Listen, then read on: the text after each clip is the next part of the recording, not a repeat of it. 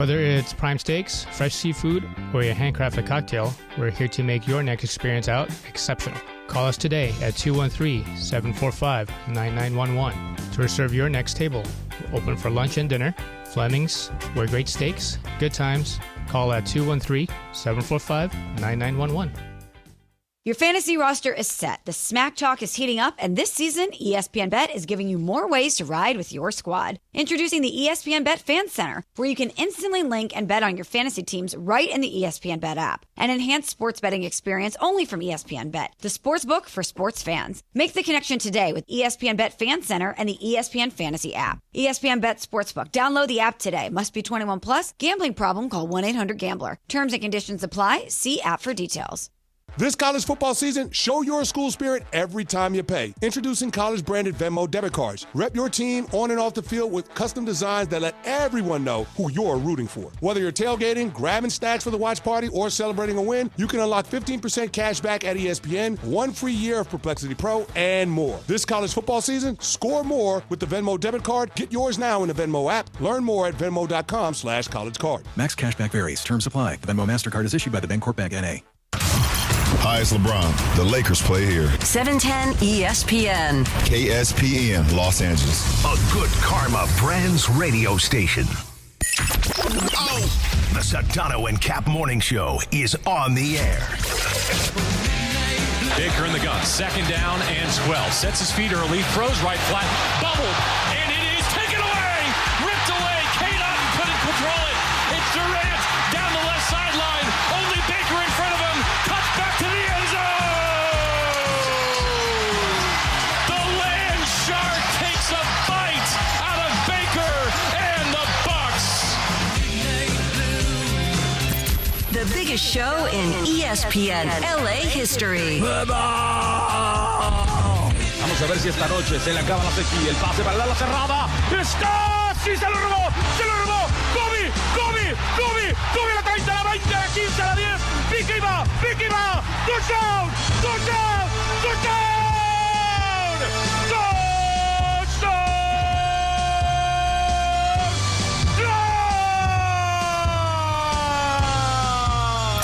Dylan Simpson, touchdown! And that is the longest play of the year for your Cleveland Browns. Did you have me on your show to berate me? Is that what you're doing now? Scott Kaplan, eat a fat one, bro. Thank you for letting me share in your aura. How do you say his name? Asmir? Asmir. On 710 ESPN. The all-new ESPN LA app. And on YouTube at ESPN Los Angeles.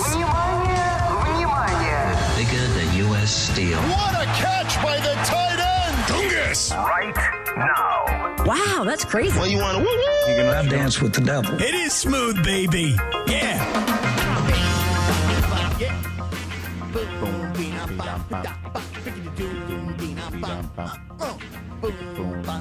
7:02. Good morning. I think I've rightfully broken most of the things in the studio already. Yeah, oh yeah, George, you're missing you. The good thing is I'm not actually mad at anybody in the studio today. It's kind of fun. It's kind of By the way, did you see me sprinting back? Oh, it's great. By the way, why is that? Because you I thought I left in the hotel room my Hernandez wholesale flooring Rams chain that Steven Hernandez bought me last night. Oh. We were rubbing chains together. I thought you were missing your necklace that you wear with a cross on it. No, it's right here. I know, because like you've been wearing it externally, kind of like that dude with the pillows. What's that guy's story? You know what I mean? The guy who's got the chain on the outside, not on the inside. You've been walking around with that chain on the outside. I like the look. It's good look. Good morning, Georgie. With a hi, you know? Good morning. Hi, George. How are you? I'm good. A little tired. I got in late yesterday, but what time did you get in? Well, I missed my first flight, which was at 6:30. Well, that's because the game goes to overtime. You're Correct. screwed. Yeah. Immediately, I was like, "Oh, this is over." It was my one shot. When you're a broadcaster, you're like, "Please don't go to overtime. Please don't go to. I'm going to miss my flight. Oh, okay, overtime. Going to miss my flight." Yeah, yeah. So then the next flight was like 9 o'clock. Mm-hmm. So I was able to get on that one. Oh. And but man, it was wild. Getting an Uber at LAX yesterday was crazy. I can't wait till that people mover train comes in so we don't have to deal with all this traffic.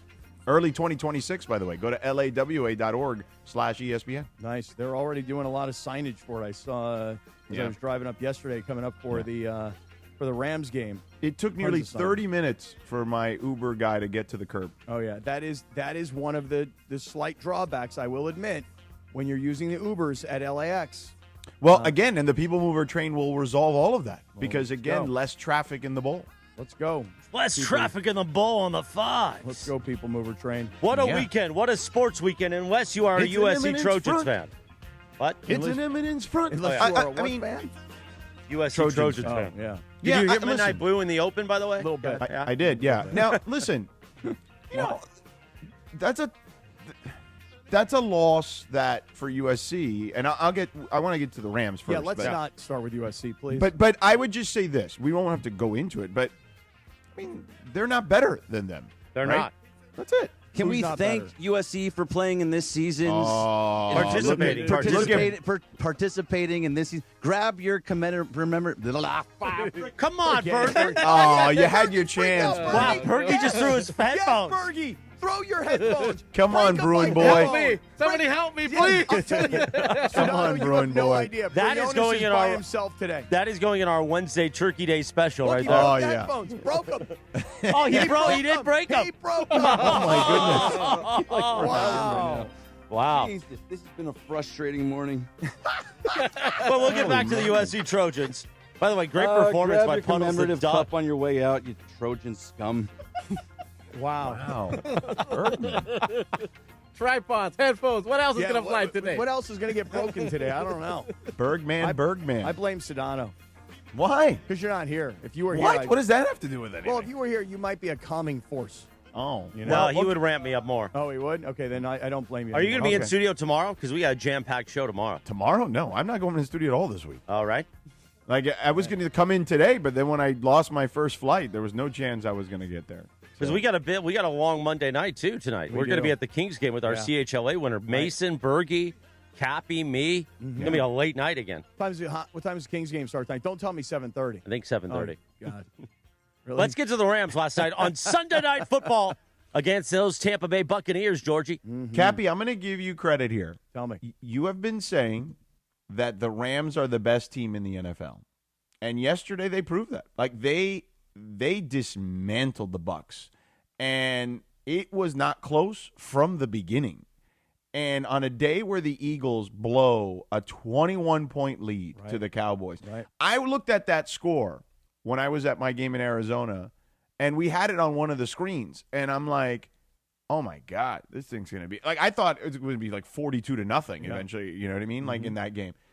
And I look up, and somebody says to me, the Cowboys just tied the game. And I was like, what? Yeah, really? And I looked up, and then I watched it. You know, I watched a lot of it back yesterday on the flight, and I couldn't believe it. Like, I could not believe what happened. So the Rams, meanwhile, I was able to watch a good chunk of that at an airport bar.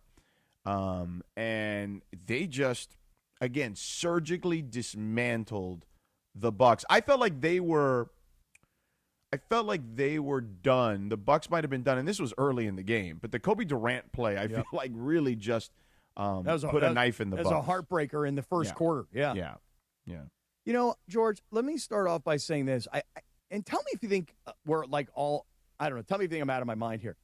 Did we undervalue Devontae Adams when he signed with the Rams? Yeah, because I think that we looked at it as, look, this is the way I think we positioned it. And I don't think we undervalued is an interesting term because I think we valued him because when Cooper Kupp was gone, I remember having this conversation with you and saying, Cooper Kupp is not the same player anymore. Like, it's just the reality of all the injuries catching up to him. And Adams fits better because he's more of a vertical threat on top of being just a all-around good receiver, a great receiver. And the question was, does he still have elite-level ability, or is he just really good? And I think our position was, at the very least, he's going to be really good. And if that's the version you get of Devontae Adams, this offense is going to be awesome still, too. Yeah. But now what we're seeing is, despite some of the issues that he dealt with a hamstring, we have an elite-level Devontae Adams still. Well, what makes Devontae Adams elite right now is a combination of his own talent and his experience and his reputation, etc. And then you give him a guy like Matthew Stafford, who remarkably, we always talk about LeBron. How is LeBron doing this at 40 years old? How is Matthew Stafford playing the best football of his entire career at 37 years old, especially when he was dealing with a back problem in the preseason that I presumed would be an issue that we'd be talking about all year long, and we've never mentioned it once Matthew Stafford's come back? So how is Devontae Adams this version of Devontae Adams? This Devontae Adams is maybe, and for you Packer fans that watched intently every week when it was Aaron Rodgers and Devontae Adams, I would tell you that this might be the best version that we've ever seen of Devontae Adams. Yeah. And it's in large part because you've got Matthew Stafford playing the best football of his career, and then you ask the question, well, how is Matthew Stafford playing the best football of his career? Because the number that everybody's going to be talking about today, George, is 27 touchdowns over the last 8 games with 0 interceptions, which is spectacular and remarkable. But how does Stafford get that good? Well, you give him a healthy lineup of 2 good quality running backs, which, by the way, wasn't it a little weird last night? 19 carries for Kyren Williams and Blake Corum combined, whereas Stafford had 35 pass attempts. I mean, much more towards the passing game than the running game. I don't know about you, George, but I was yelling, Coach McVay, run the freaking ball. You've got a massive lead. Yeah. Work the clock, bro. Yeah. So you're getting the best of Stafford because of what's around him as well. Oh, I would agree wholeheartedly. They have done a fantastic job of surrounding Matthew Stafford and, most importantly, keeping him upright. The offensive line has done a phenomenal job, I think, with keeping him healthy. And that hasn't always been the case, as we know here, Cappy, the last couple of years. But here's the interesting part. So I looked this up today. Yeah, let me hear it. I looked up NFL MVP odds today on ESPN Bet. Okay. Matthew Stafford is the odds-on favorite to win, okay? Minus 185 ahead of Drake May, plus 210, because Drake May was the guy a week ago. And by the way, just where we sit today, George, it shouldn't really even be close or a discussion. Yeah, That's how on fire Matthew Stafford is. Keep rolling. I agree. Stafford is in his 17th NFL season, and obviously he's never won the MVP. If Stafford were to win the MVP this season, he'd be the oldest player in NFL history to win the MVP. Okay. Interesting. Okay. He would be the 3rd oldest player to win it all. Oh, no, wait. Hold on. I want to read this note right. He'd be the oldest player in NFL history at the time of his first MVP. Excuse me. So that's what it is. And then the 3rd overall, because Brady won one when he was 40, and Aaron Rodgers won one when he was 38. So it would be Brady, Rodgers, and he would surpass Peyton Manning. Now, think about this, though. Oldest players to win their first MVP in sports history. Let me go to the different ones, right? The different sports. In baseball, it's Willie Stargell. Did you know Willie Stargell was 39 when he won his first MVP for the Pirates? I did not know that. Does it say what year it was? 1979. Okay. Wow, 39 years old. Damn. Yeah, that's pretty wild. Yeah. To win their first MVP. Dennis Eckersley also won one at 38 years old in Major League Baseball. Y.A. Tittle is the oldest first-timer. All right. Now we're really going deep. Okay. In 1963. All right. You know you're going deep when you're throwing out a little tittle. Right. Yeah. Just a little tittle, Just a little tittle. Yeah. You're throwing a little tittle out, you know you're going deep in the archives, is what I'm saying. And then Rich Gannon, your boy, our friend of the program, as we'll call him, was 37 years and 10 days old. So he will be the oldest NFL player to win his first NFL MVP and 3rd overall if he does finish the deal this season. And when you say finish the deal, let me tell you something right now. It would be wonderful for Matthew Stafford as an individual honor to win the MVP this year. But I'm going to say the same thing I always say when it comes to the NBA when there's a whole bunch of MVP discussions. I could care less about an individual honor because you just said if he finishes it off. Finishing it off for Matthew Stafford is winning the Super Bowl. Finishing it off for the Rams is winning the Super Bowl. Yes. And I would just ask everybody objectively, when you look around the NFL and you think maybe Philadelphia, who's already beaten the Rams in a game where the Rams should have won that game, they had 2 field goals blocked. I don't know if you see me, but I'm looking around. I can take a look at you, and you are looking over the entire landscape. You are way up here on the mountaintop, and you are looking down at the landscape, trying to find who is better than the Rams. It doesn't mean after Week 12 that the Rams are automatic Super Bowl winners. No. I'm just asking, when you look every team, Philadelphia, you look at Kansas City yesterday getting a win, you look at Indianapolis going to Kansas City off a bye, needing a win, you look at New England, I'm using, it doesn't matter which conference it is.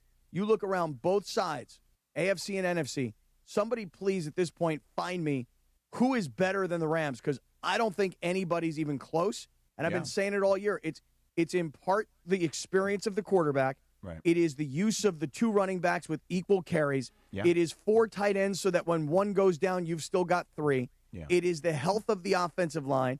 And I'm going to bring it right back to where I asked you at the beginning, George. Bring it back. Did we undervalue Devontae Adams? We knew what Puka Nacua was. Yeah. But Devontae, because he'd left Green Bay and the disaster of the Raiders and how intimately we all got to see that because of the TV show Receiver. And don't forget the Jets. And then goes to the Jets. And remember, McVay is the guy that when he introduced Devontae Adams said, we got a dog on our team. Let me show you some highlights. He didn't go back. He didn't go back 3 years ago and go, hey, look at him in Green Bay. This is what he used to be. We're going to try and get that guy back. He went, look at this guy in New York last year when most of us weren't paying attention. And I think I'm guilty of maybe not really understanding because of the years after Green Bay and before L.A., I think I'm a little guilty of thinking that maybe Devontae Adams wasn't as good as he was when he had Aaron Rodgers. But now he's better. Right. And more productive. Because Matthew Stafford is way better. It's just what we're watching right now with the Rams. And last night, when I say we're watching, George, let me tell you something. You talk about an organization that continues every single game to cultivate more of a fan base. I don't know about the rest of you guys, but last night you could see it, feel it, hear it, touch it. That SoFi Stadium last night was on fire. So you're saying a palpable sense inside.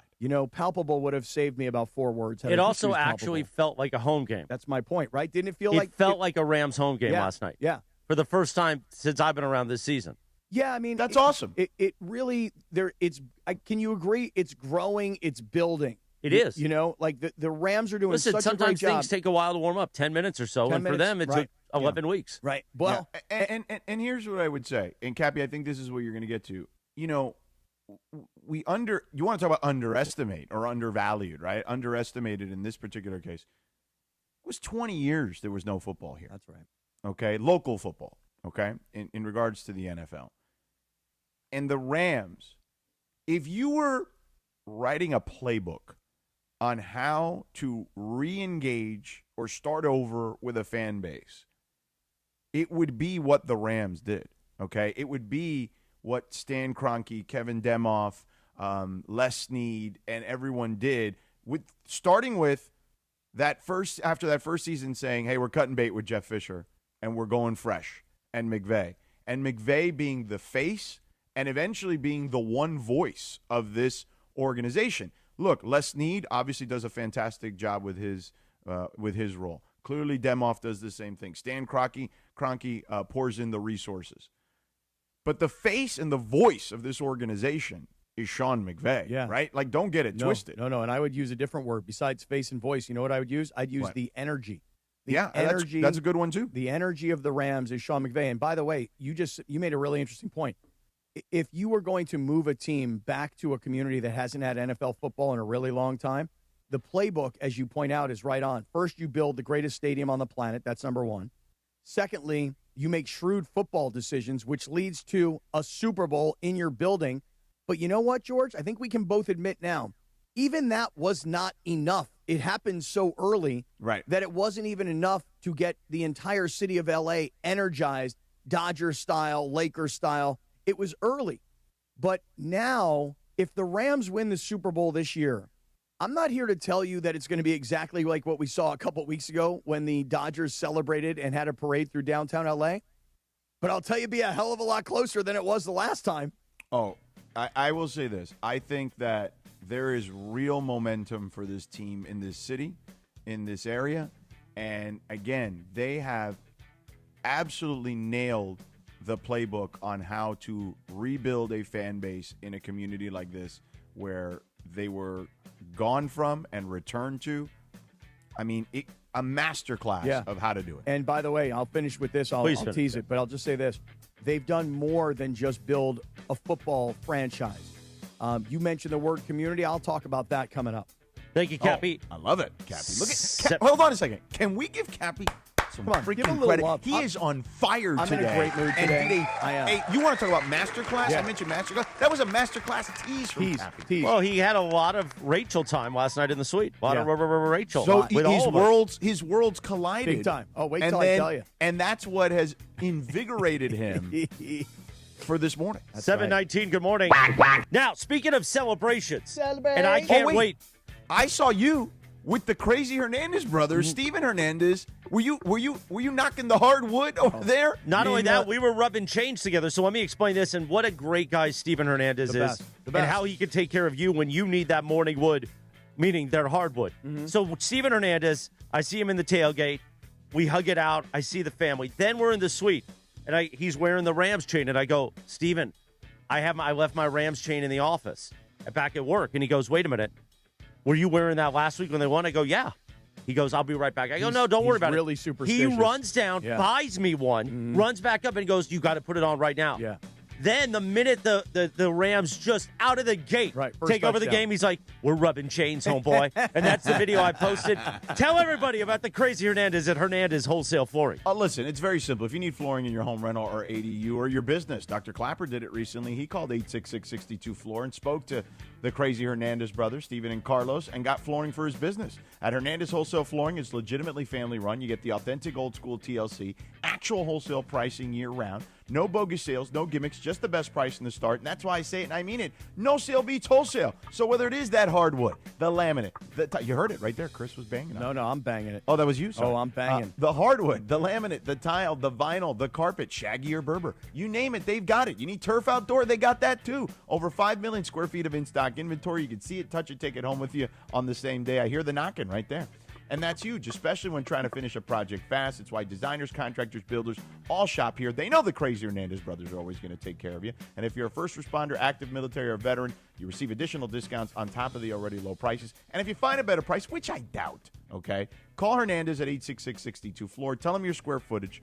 Tell them what some place is offering you. They'll match it, no questions asked. You know why? Because when Papi Hernandez started this thing 57 years ago, he made sure to use these same rules that I'm telling you, and those crazy Hernandez brothers are following in Papi's footsteps, okay? So head down to Hernandez Wholesale Flooring, the OG location in Commerce, Orange County. They got you covered in Santa Ana. Call them at 866-62-FLOOR. That's 866-62-FLOOR. No games, no gimmicks, just the best price in town year-round because no sale beats wholesale. Check them out on the web, HernandezWholesaleFlooring.net. That's HernandezWholesaleFlooring.net, or call them at 866-62-FLOOR. Thank you, Shedano. Let me bang on it real quick. Yeah, bang it. Well, now, real quick, hey, George, let me tell you something. You want to pay that off right now, or you want to pay it off in a few? I'm going to pay it off in a few, but I'll just one thing about Hernandez Wholesale Flooring.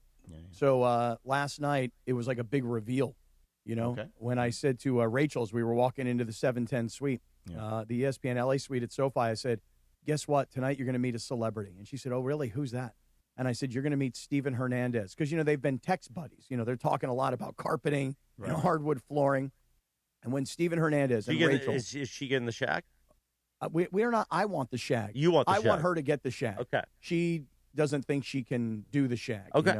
But it was like a big hug moment, like, hey, Rachel, this is Steven Hernandez. Steven, this is Rachel. I was like, oh, my God, we're finally meeting each other. And it was an awesome moment last night. So there was a lot of carpet wood talk last night in the 710 suite between Rachel and Steven Hernandez. Just a wonderful family. Rachel had one of her good friends in with you, too. Suzanne. They're both going to be at your Thanksgiving. Right. And there's a lot of talk about, and I'm going to tease this, about the rules of Thanksgiving and what you're not following. We're going to talk about that this morning. Okay. It is 7:22. We're going to play Midnight Blue for you. Like that? I do like that. It's a good suggestion. Midnight Blue would be a good song for us to play. No, I think so, yeah. Especially when the Rams are wearing those midnight blue uniforms, The great Michelle Smallmon will join us in a few minutes. Oh, okay.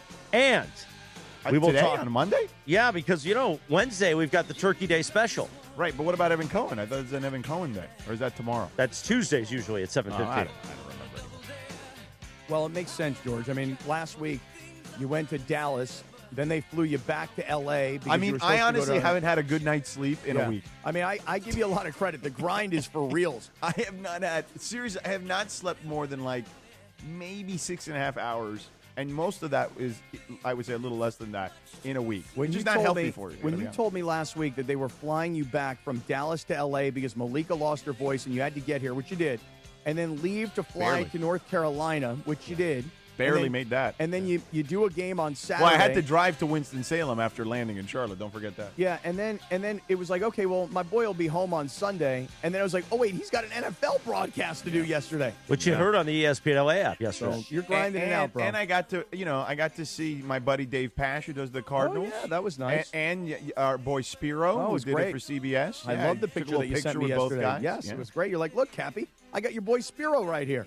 Yeah, he came in to see me. I wasn't there. I had stepped out to go to the restroom, and hey, Spiro came to see you. And I'm like, oh, I'll go see him then. I walked over to What his an booth. angel. What an angel of a guy he is.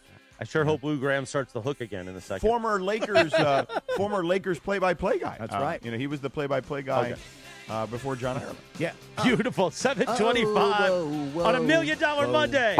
Smile Mongrels. It's Turkey Week, and we're here with you. Coming up, we'll pay off that tease about Cappy and Thanksgiving. And how's my 14-3 prediction looking now, suckers? The Sedano and Kap Morning Show. Smile. It's Monday, Mongrels.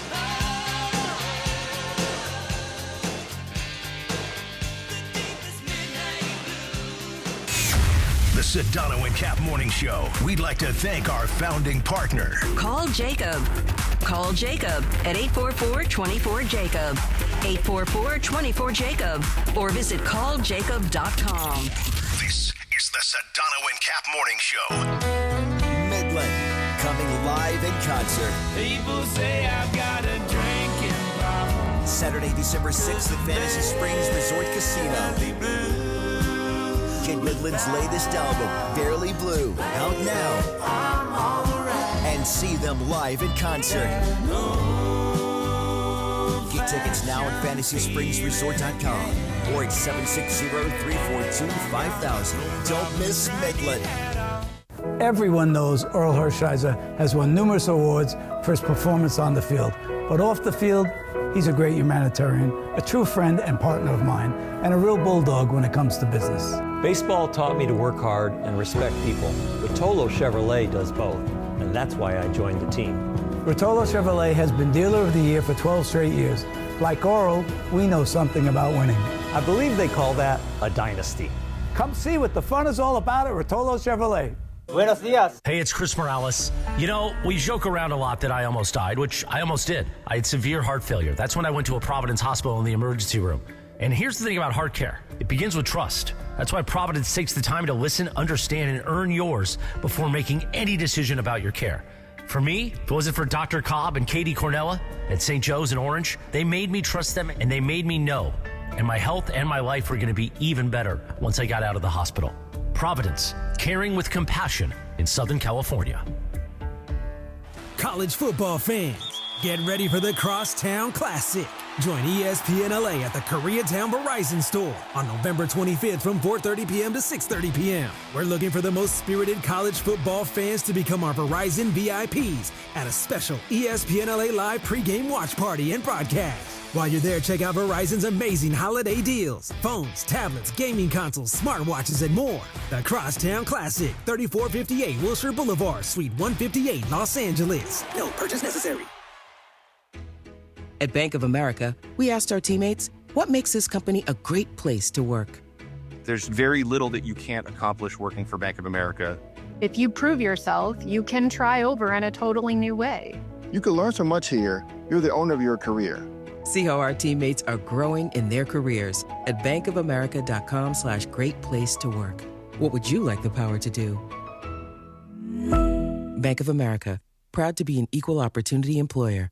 It's that time again, folks. The holidays are here, and if your partner's asking what to get you, make it easy for them. Tell them to add Manscaped to the list this year. From beard hedger to lawnmower trimmer, Manscaped keeps you clean, confident, and ready for every holiday gathering. These aren't just gifts. Trust me. They're smart upgrades for your daily routine. So this season, give the gift of grooming and confidence that lasts long after wrapping is gone. Take advantage of Target's Black Friday deals and get 25% off all power shavers. Hurry up, though. Offer ends November 30th. Mornings on ESPN LA will never be the same. Quack, quack. Quack, quack. I get parents telling me all the time that the kids in the car love the quack. They're now into the quack, quack. Listen, I am a role model for the youth of America. Oh, we know that. The Sedano and Kap Morning Show is on. Back to Sedano and Kap. 7:29. Good morning. There it is, the Sedano and Kap Morning Show on $1 Million Monday. We play a little Yachtly Crew doing I'm Still Standing off their new album because Saturday night at Peacock Theater, they will be performing, Cappy. And tomorrow, the band leader and their head drummer, well, their drummer, Rob Jones, right, also known as, you remember his name? Sailor Hawkins? Sailor Hawkins. He's going to be in studio tomorrow. Tomorrow's got a jam-packed show. The Yachtly Crew get ready for Saturday night here at downtown LA Live. I believe they're doing KTLA this morning on TV, and then tomorrow they'll join us, and we're excited. Hopefully we'll have some tickets to give away. Yachtly Crew Saturday at Peacock Theater here at LA Live. Plus, we now know game time for USC UCLA, the Crosstown Classic. What time is it? 4:30 at the Coliseum, which means Bergie and I will start broadcasting live at LA Live at Tom's Urban at 12:30 p.m. on Saturday. All right. Yeah. And tomorrow, we are hitting the streets. Okay. Verizon Wireless stores. I'll be at one in Koreatown, and he's going to be more details on that later. And he will be at one on Westwood, and we will have tickets to give away to the Crosstown Classic. And also, we're working on this cool thing where if you don't win tickets, you also could come to Tom's Urban, and we're going to cover all your food and Coors Light. So we're going to. So that's going to be the Noah Eagle Todd Blackledge special. USC UCLA. We got an NBC game. Is that right? I believe, it is NBC. Okay, wow. Yeah. And Coors Lights and food and everything down at Tom's Urban? We'll have Coors Light, Verizon Wireless charging station. So we're getting ready for that. Saturday, Bergie and I. And you know LA Live gets packed when there's a Trojans game at the Coliseum. Yeah, that's Trojans are 20.5-point favorites. All they had to do was win Saturday. Not enough. Listen to the UCLA fan back there. Not enough. Yeah. Meanwhile, as we get ready for Turkey Week, remember on Wednesday we will have our Turkey Day special while Cappy's at home stuffing the bird. But that means we got to move our guest up. And the great Michelle Smallmon joins us in just a moment. Michelle Smallmon on the Sedano and Kap Morning Show, made possible by our friends at Prize Picks. Download the app today and use code CAPPY, K-A-P-P-Y, to get $50 in lineups after you play your first $5 lineup. That's code CAPPY to get $50 in lineups after you play your first $5 lineup. Prize Picks. It's good to be right. When we last heard from Michelle Smallmon, she was getting in a car on Thursday with Evan Cohen. Right. They had a whole weekend, the whole ESPN radio crew in Madison, Wisconsin. She joins us now. Michelle, good morning. Good morning. Thanks for having me. How we doing? We're doing well. Well, let me rephrase that. I'm doing great. George, I don't want to speak for you given the travel that you've just gone through. Although, Michelle, you also had yourself quite a busy weekend. So I'm great, George. Again, I don't want to speak for you. I'm fine. I'm good. Only fine and good. Right. Yeah. I mean, I could use a little more sleep, but other than that, I'm okay. I can't complain. Michelle, how are you? I'm doing good. George is always a gamer. I'm not surprised that he's able to be as fresh as can be despite what is probably a rough travel week for him. But I'm doing okay now because I'm finally free from Evan Cohen. I have had way too much condensed time with Evan Cohen. We were together Thursday, as you guys heard, in the car ride there. We had several days in Madison, Wisconsin together, had another travel day yesterday, just had to do 4 hours of radio and television with him. I need a break from Evan. But other than that, I'm breathing, I'm alive, the Packers won, I can't complain. Okay, so let me ask you this. Who is the most impressive team in the NFL at the moment? I know why you asked me this question. It's a good setup. You're setting me up to say what I don't want to say. Well, say it. You're setting me up to say the thing that annoys me the most, which is that it's the LA Rams. It's absolutely the LA Rams. I said it today on Unsportsmanlike that the Rams are the most complete team in football. And we all know that I love you guys. I love LA. I am a Rams hater. But I don't know how you can look at any team in the NFL and say top to bottom, offense, defense, and coaching, that you believe in a team more than the LA Rams. The defense has been really sound. We obviously know Sean McVay is going to scheme this offense up to get the best out of them, which he has. And Matthew Stafford is playing at an MVP level. He's got incredible weapons on that side of the ball. And even though the Philadelphia Eagles have had their number over the past couple years, if it comes down to the two of them in the NFC Championship game, I might lean Rams right now based on all the dysfunction we're seeing out of Philly. Yeah, and by the way, you mentioned something. You just said offense, defense, and coaching. You chose to go coaching rather than kicking game, and I would say this to you, that the Rams were not the most complete team in football probably about 5 or 6 weeks ago, but they've addressed their problems in the kicking game, both with their long snapper, with their line protection, and with their kicker. George, did you realize that last night was the first successful field goal that the Rams have kicked in 6 weeks? Yeah. I did not realize that until I was part of the pregame show yesterday, and Travis Rogers dropped that gem on me. So, to your point, Michelle, they are, and I understand as a St. Louis girl, it hurts. Listen, it's how I feel about the Chargers. The only difference is the Chargers are not well run like the Rams, and they always find a way to screw things up, which brings tremendous pleasure to my life. But otherwise, the Rams are the most complete team in football. Yeah, they're good. I just have to accept it. I have to make peace with it. I have to accept it because it's the reality. And they've been good since they left St. Louis. They purposely did not want to be good there because they were moving. And it's amazing how good Les Snead is at his job once he gets some California air breathing in his lungs. But I have to give credit where credit is due. They are peaking at the right time. And the NFC should be afraid of the Rams. They absolutely should be afraid of the Rams. Well, and the Eagles are the team that they need to eventually beat on the way there, because I believe in, to be the man, you got to beat the man kind of thing. But they blew an enormous lead yesterday in extraordinary fashion. What did you make of Eagles-Cowboys yesterday? So A.J. Brown has been telling us that there is a lack of cohesion with this offense. And even though we could look at the numbers, we could watch the tape and we could see it, they were winning football games and they were winning against good teams. So it's hard to really sound the alarm in a big-time way when the results are there. It can seem like, oh, is this just a diva wide receiver who wants to get his? CeCe talked on the show about how after you win a Super Bowl, when you're as talented as somebody like A.J. Brown, and he's been very public about the Super Bowl not being satisfying enough for him, that you start to think bigger picture. You want those numbers. You start to think about Hall of Fame when you're that good, and you want to make sure that the production is there for you on an individual level. But as the weeks have gone on and we see these fractures get bigger and bigger and bigger with the offensive side of the ball with Philly, I don't know what they're going to do there to make it right, but I don't know if we can give them the benefit of the doubt. Sure, they won the Super Bowl last year, but a year prior to that, they completely collapsed down the stretch.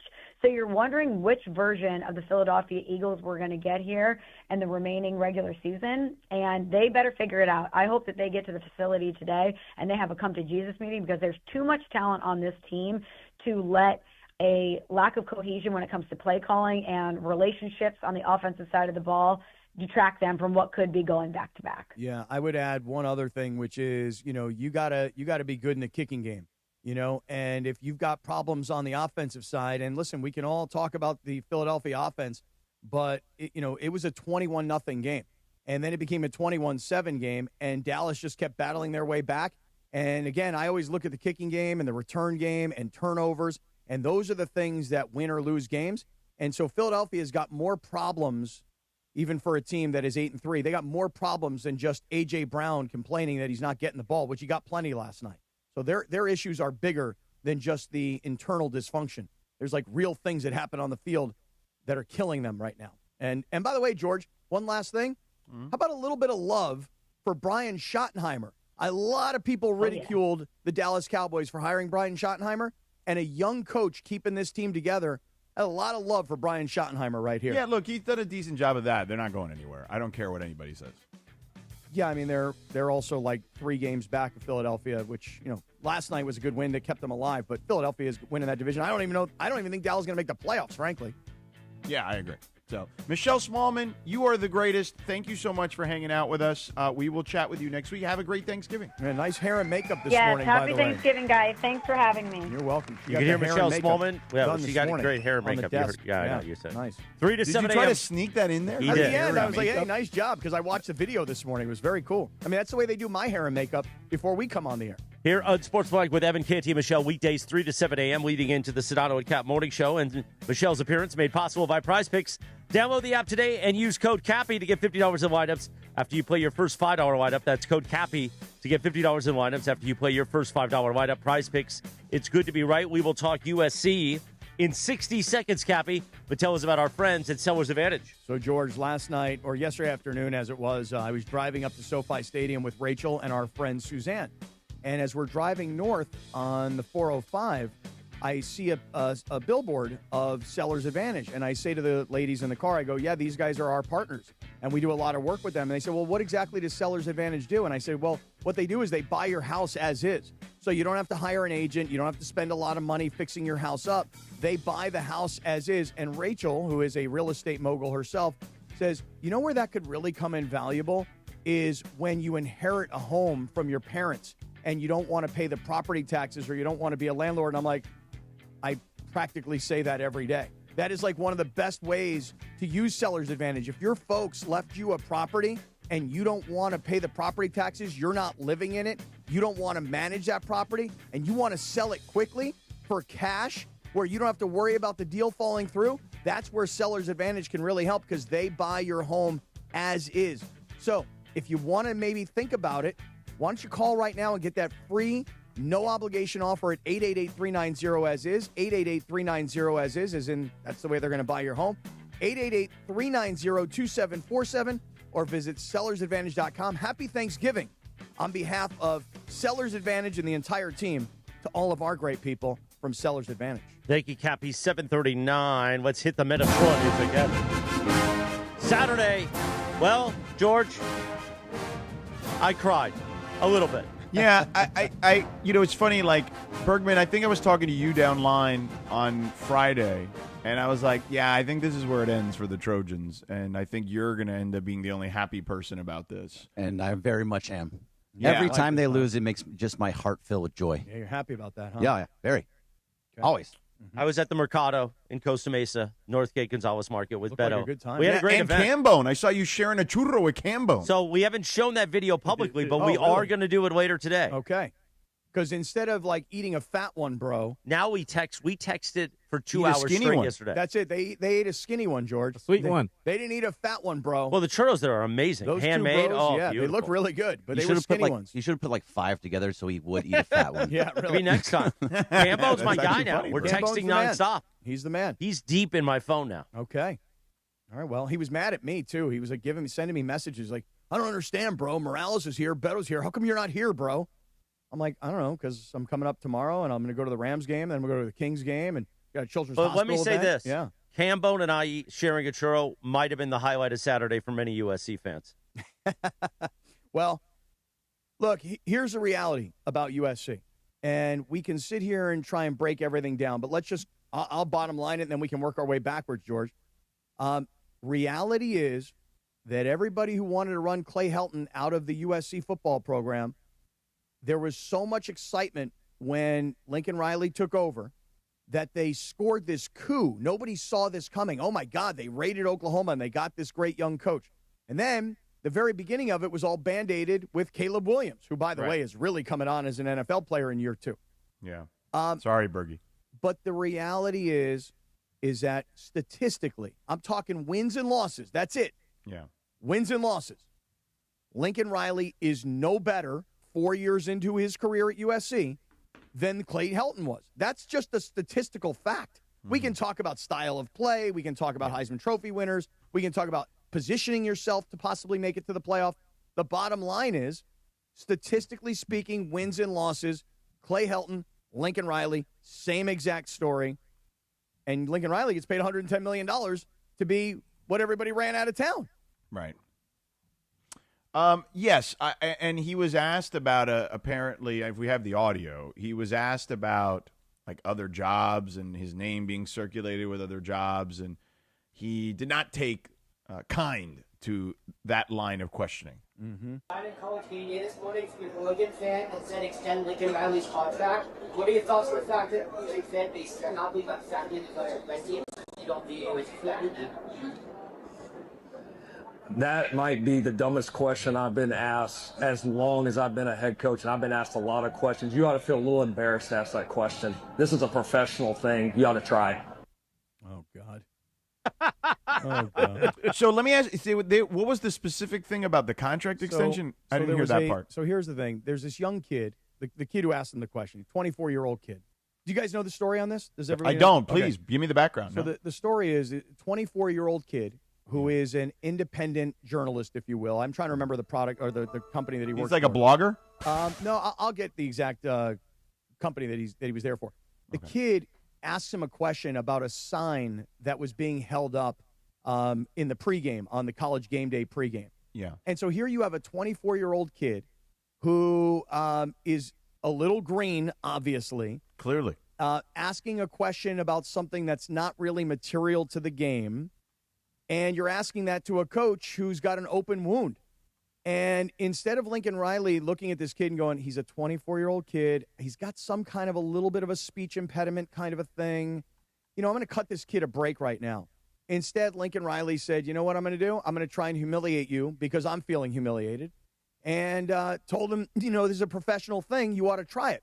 Well, it is a professional thing. For Lincoln Riley, being a head coach and making $110 million, that is his profession. For a 24-year-old kid who paid his own way to go fly to cover the game, because he doesn't even work for a publication that would actually send him there to cover the game. He paid his own way. This kid just got blasted by Lincoln Riley. So his name is Adam Bradford. He writes for Trojans Wire. He's a USC alum. So this is a USC guy. Yeah, he's a USC kid, right. USC kid asking him questions. Yep. And he said, for those wondering, there was an Oregon sign at game day that said, extend Lincoln Riley's contract. I asked him about his thoughts on the fact that opposing fans do not view him as a threat at USC. Yeah. Yeah. I would say this. It's probably okay. What's his name again? Adam Bradford. Yeah. So Adam, I commend you for the effort in the sense of flying yourself up to Eugene and covering the game and getting credentialed by Oregon and all that, right? And taking in an incredible experience at Autzen, because it is a cool experience to be a part of and to cover a big-time game like that on the road. What I would say is there is a level of tact that you need to have in those press conferences. And that question, he's not going to react well to it either way. Right. Even if they won, he might not have reacted well to it.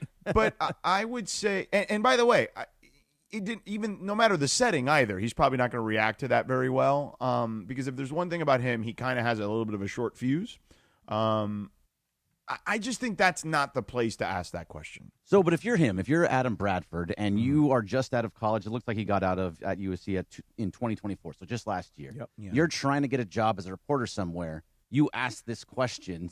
You go viral because you ask this question, and people say, "Oh, he's not afraid to ask the tough question." But I'm not sure that the kid consciously said, I'm going to try and do something that's going to piss him off for my own virality. He says, maybe harsh on my part, but I believe USC fans deserve answers. Well, good for him. Well, but what is, deserve answers to what? Well, though? right. I mean, listen. The question that some opposing fan base is mocking Lincoln Riley. If you go to They're game not afraid day, of him. I get it. But if you go to game day, okay, those signs are there. Like, opposing fan bases are constantly taking digs at the other team. You know what I'm saying? Like, that's a normal occurrence with those signs there. Does he not watch College Game Day? You know what I mean? Like, he's a kid who, like I said, I'm not here to. And I'm not trying to be a jerk. Right, I'm not. It's cool. He's a kid who flew himself up there. Asked a Which question. is awesome, Yeah, by the way. It is. Okay. By the way, I got my first job, big-time job in radio, like real big-time job at Fox Sports Radio, because I flew my ass to Houston for a Super Bowl and met Andrew Ashwood there, okay? Dude, I set totally up my get it. own freaking Comrex, Yep. okay? Young in kid. a dartboard in a convention center. Yeah. Listen, George, you got to do what you got to do, and that's what this kid did. So I appreciate the hustle. Don't get me wrong. But here's the issue. Let's not confuse the real problem here. It's not that Lincoln Riley went off on a 24-year-old kid who really wants to be in this industry, okay? It's the problem for Lincoln Riley is, and he's probably happy about he's it. not getting big enough wins in big games, right? He's not getting wins in big games. That's the problem. Lincoln Riley for USC at home in his 4 years so far is 21-5. So when USC plays at the Coliseum, they're really good. When they go on the road, they're 13-12. So clearly they're not doing well on the road. Correct. They're 7-10 against ranked opponents. So think about that. For over 4 years, they are 3 games under 500 against teams that are ranked. And here's the worst part. Right. They're 0-7 against teams that are ranked in the top 10. Right. 0-7. Yeah. So here's reality, Lincoln. You did a great job. You went off on a 24-year-old kid who's green and asked a question. And by the way, listen, hold on real quick. As a professional coach, get ready, pal, because the media world is changing. Not everybody writes for the LA Times, and not everybody works for ESPN. There are more younger, independent kids that are now getting credentials and showing up. And guess what? They have a different line of questioning than some of the older school people do. But don't get away from the fact USC looks good, but when USC plays against top caliber competition, they do not win, and particularly, they do not win on the road against top-ranked competition. So what is Lincoln Riley? Who is he? Well, what I would say is this, and this is a more nuanced discussion, okay? That, hopefully we'll have time to discuss even beyond today, okay? But what I would say is I think you nailed it from the beginning. He came in, a lot of pomp and circumstance. He patchworked it together quickly to get them in contention with Caleb, right? That was awesome. Year 2, they did not do as good a job in the portal. They did not do the best job of maximizing whatever talent was available, and they had a rough season where they ended up in the Holiday Bowl. And then they win that game, right, with Miller Moss. I think the mistake, if you were going to make a mistake, okay, the mistake they made was they used that one game in the Holiday Bowl where Miller Moss threw 6 games. And threw 6 touchdowns in that game, right? Yeah, 6 touchdowns in that game, right, sorry. And they brought in Maeva, right? But he was not ready to go right away. And I think that if you were Lincoln Riley, you needed to probably just say to yourself, hey, let's just go with – and maybe Jaden wasn't ready, so it was a tough spot. But they brought in Jaden, and they started with Miller, and it didn't go well or well enough to their liking. And then they changed midstream. So, to me, you would have been a better position this season had you just gone with Maeva from the beginning last year.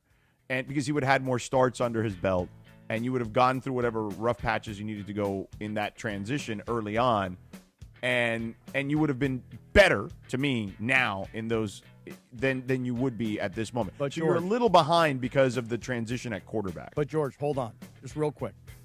We can all look at quarterback. But No, the lines of scrimmage also are a problem. I'm with you on that. The offense is good. The defensive front is not great. The defense, listen, you think a kid like Bear Alexander, who was at USC, who right played now really, he's at really Oregon, well right, Oregon. making plays against them. That guy was throwing people around. It's the offense is good. Yeah. The defense is not nearly as good. Right. The kicking game failed them big time in this particular matchup. Yeah. And the stupid freaking penalties shows a complete lack of discipline by the team. So you know what USC has become? USC has become a Lincoln Riley team. Everybody focuses on offense and forgets about every other facet of the game. Terrible coaching by Lincoln Riley. Terrible. It's an outrage. 7:51. Good morning. But I will stand by this. I've said this all season long, and I will say it again. They're pretty good this year. If he has a good offseason, and they should be good recruiting this year, and if he fills the holes in the portal, defensively particularly, they can be really dangerous next year. You know, you say that, and maybe from a roster perspective, you might be right. I'm losing all faith in Lincoln Riley as a coach. I have not yet. Yeah. Well, I'm not lost at all, but I've lost a lot of it because the reality is when he has great quarterbacks, when he has Kyler Murray, Jalen Hurts, Baker Mayfield, Caleb Williams, they're good. Cappy, tell us about our friends at Ocean Subaru, please. Oh, it would be my absolute pleasure to do that. As a matter of fact, tomorrow I will be at Ocean Subaru of Fullerton because I'll be down there visiting with Omar, as Chris likes to call him, the Sarge, and we're going to be talking about the Subaru Share the Love event tomorrow, but it's going on right now. It is celebration time, the 2025 Subaru Share the Love event, and all of our great friends at Ocean Subaru of Fullerton are here to help you out. So now, through January 2nd, if you buy or lease a new Subaru at Ocean Subaru of Fullerton, we will donate $325 to a charity of your choice.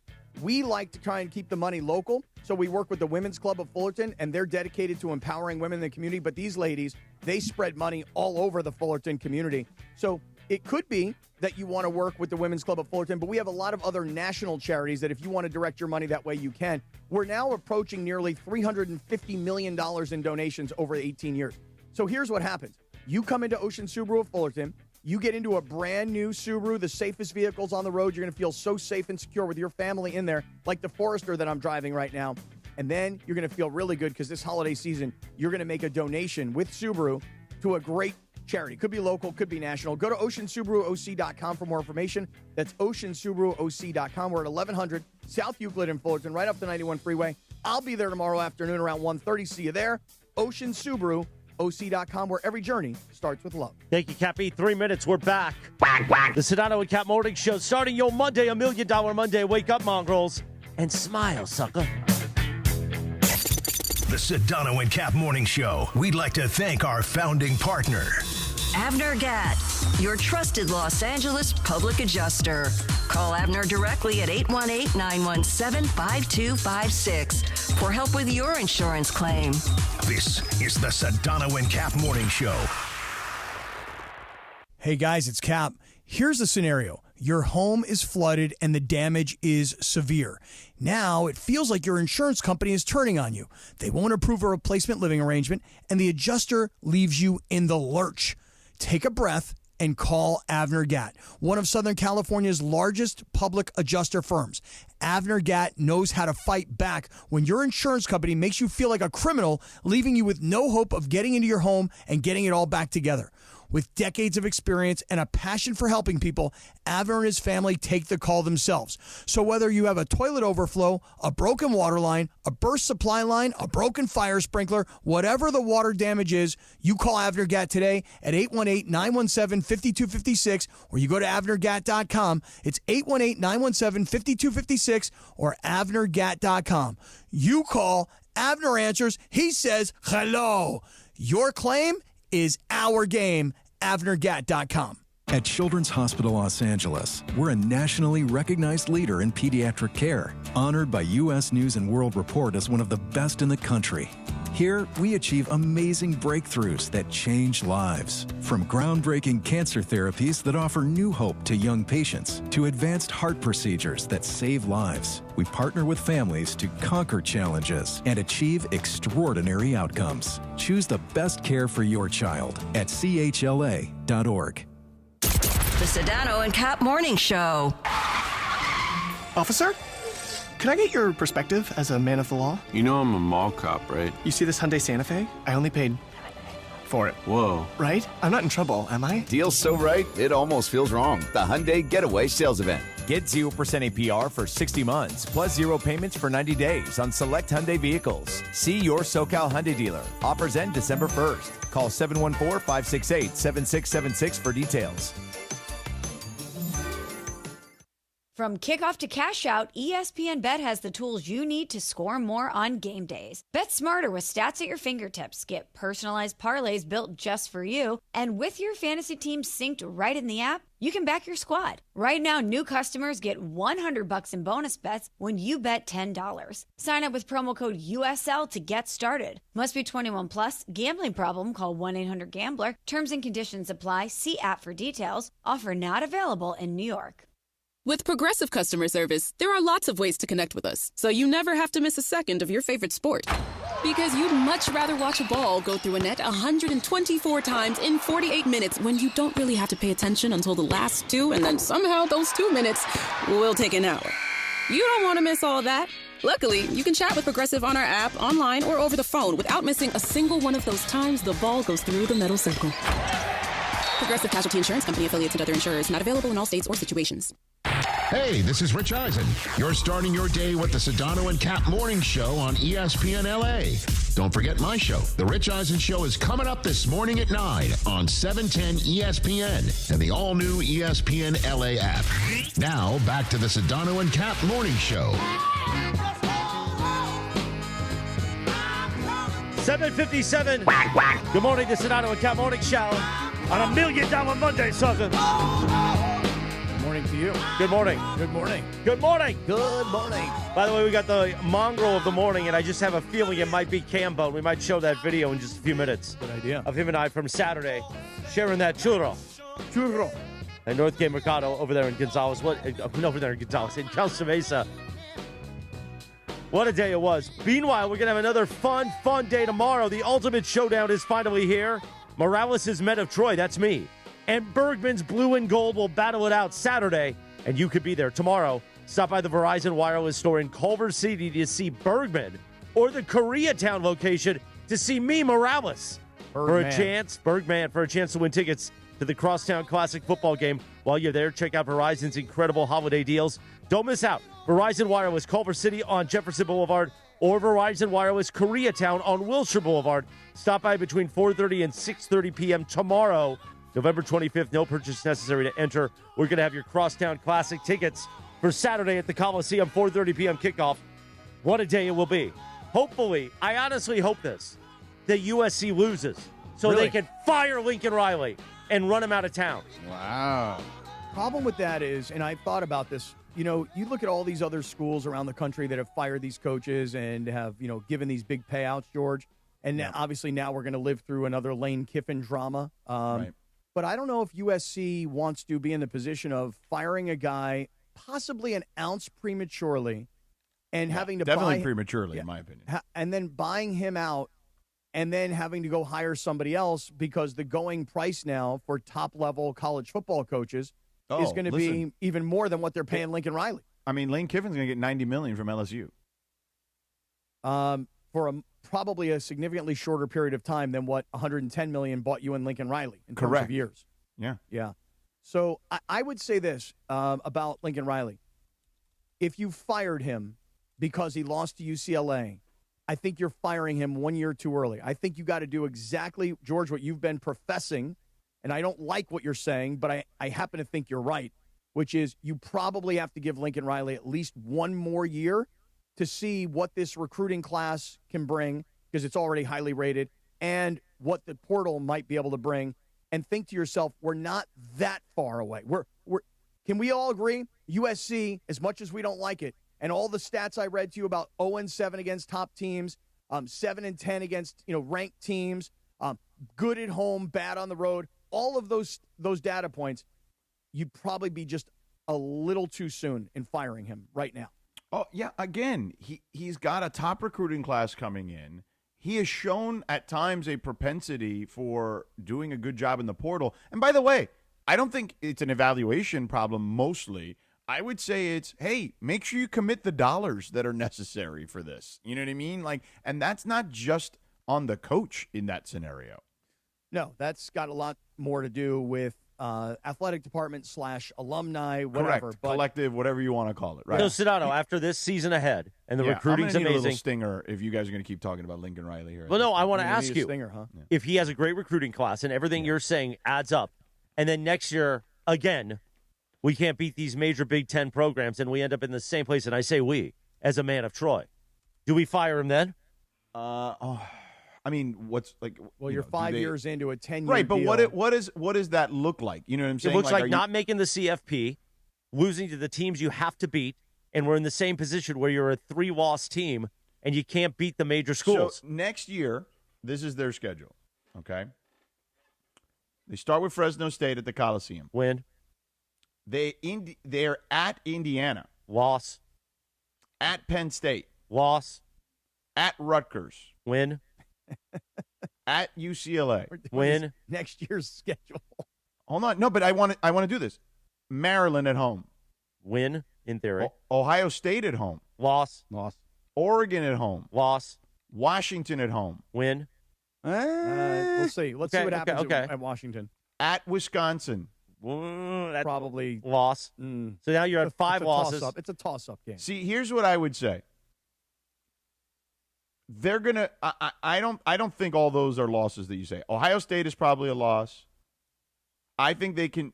I don't know what Oregon's gonna look like next year, but I think there's 2 losses at least on the schedule. Could be 3. If they're 9-3 again, are you firing him? If you're 9-3 and you can't beat these big teams, what's the future then? Right, but the problem is you will have beaten some of them because if you go 9-3, you're winning some of those games. Okay, but if you can't beat Ohio State and you can't beat Oregon year after year, then where are you going as a program? Well, if you want to be a CFP school. You want to know where you're going? You're going to become Iowa. You're going to become Illinois.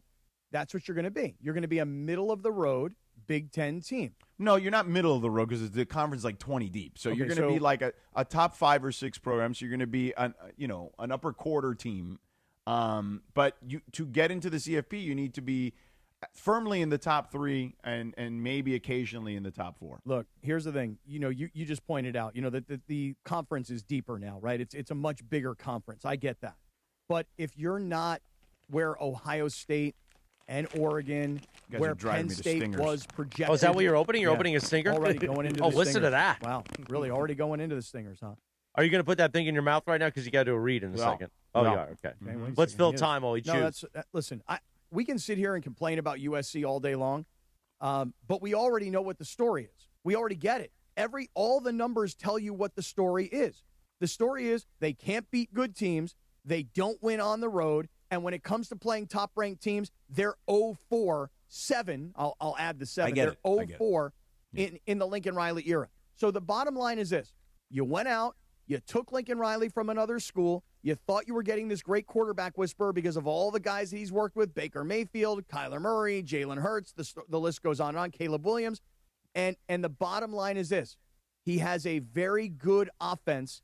He has a very subpar defense and bad special team play this past weekend and stupid-ass penalties, and that's why you lose these games. So my question to you is this, and you're listening to KSBN Los Angeles, by the way, Good Karma Brands radio station. Thank you for that. Christopher, you want to fire Lincoln Riley, right? I would like a program that's investing this kind of money, building new practice facilities, talking about it wants to be a top school in the Big Ten. You took all this money. I'd like a reason not to fire him. But the reason is that you're doing all that now, but you were late to a lot of that. Okay, USC, if we're being honest, was not good at the collective NIL stuff to begin with. And they are better at it now. They're pretty good at it now, I presume. But initially they were not good at it. And you kind of were behind the 8 ball, clearly. They were good because Lincoln Riley got guys to come here. But there was definitely a lot of rumblings behind the scenes about the lack of financial support to compete in an era that you need financial support. And now that may be trending in the right direction, but they were behind for a minute. And despite landing Lincoln Riley. So I just don't know, what the commitment is. If the commitment is in the right place, the arms race is only going to get worse. So if you fire him, who are you replacing him with? Well, that's just it. You're gonna fire him. Let's just say after next year, you're going to owe him $50+ million. He'll go get another job somewhere, so somebody will take a big bite out of it. For sure. Right. Somebody will take a bite out of that buyout. But then you have to figure, well, how am I going to get better? Which coach is going to actually do this? But listen, here's the thing. I'm saying it, okay? USC fans, you guys are unrealistic. You are insanely arrogant. And the reason is because you think, well, guess what? We should be up at the top of the rankings with Ohio State and Georgia and Oregon and Notre Dame and Alabama. And guess what? You're looking at the rankings and you're thinking to yourself, how the hell did Indiana in 2 years go from being a basketball school to being undefeated again and number 2 in the country? How did that happen? How did they get Kurt Signetti from I don't even remember James what Madison. Small school he came from. Madison. James Madison. And even prior to that, before James Madison, anyway, but it doesn't matter. Small schools. How did that happen? How did Indiana overtake a USC?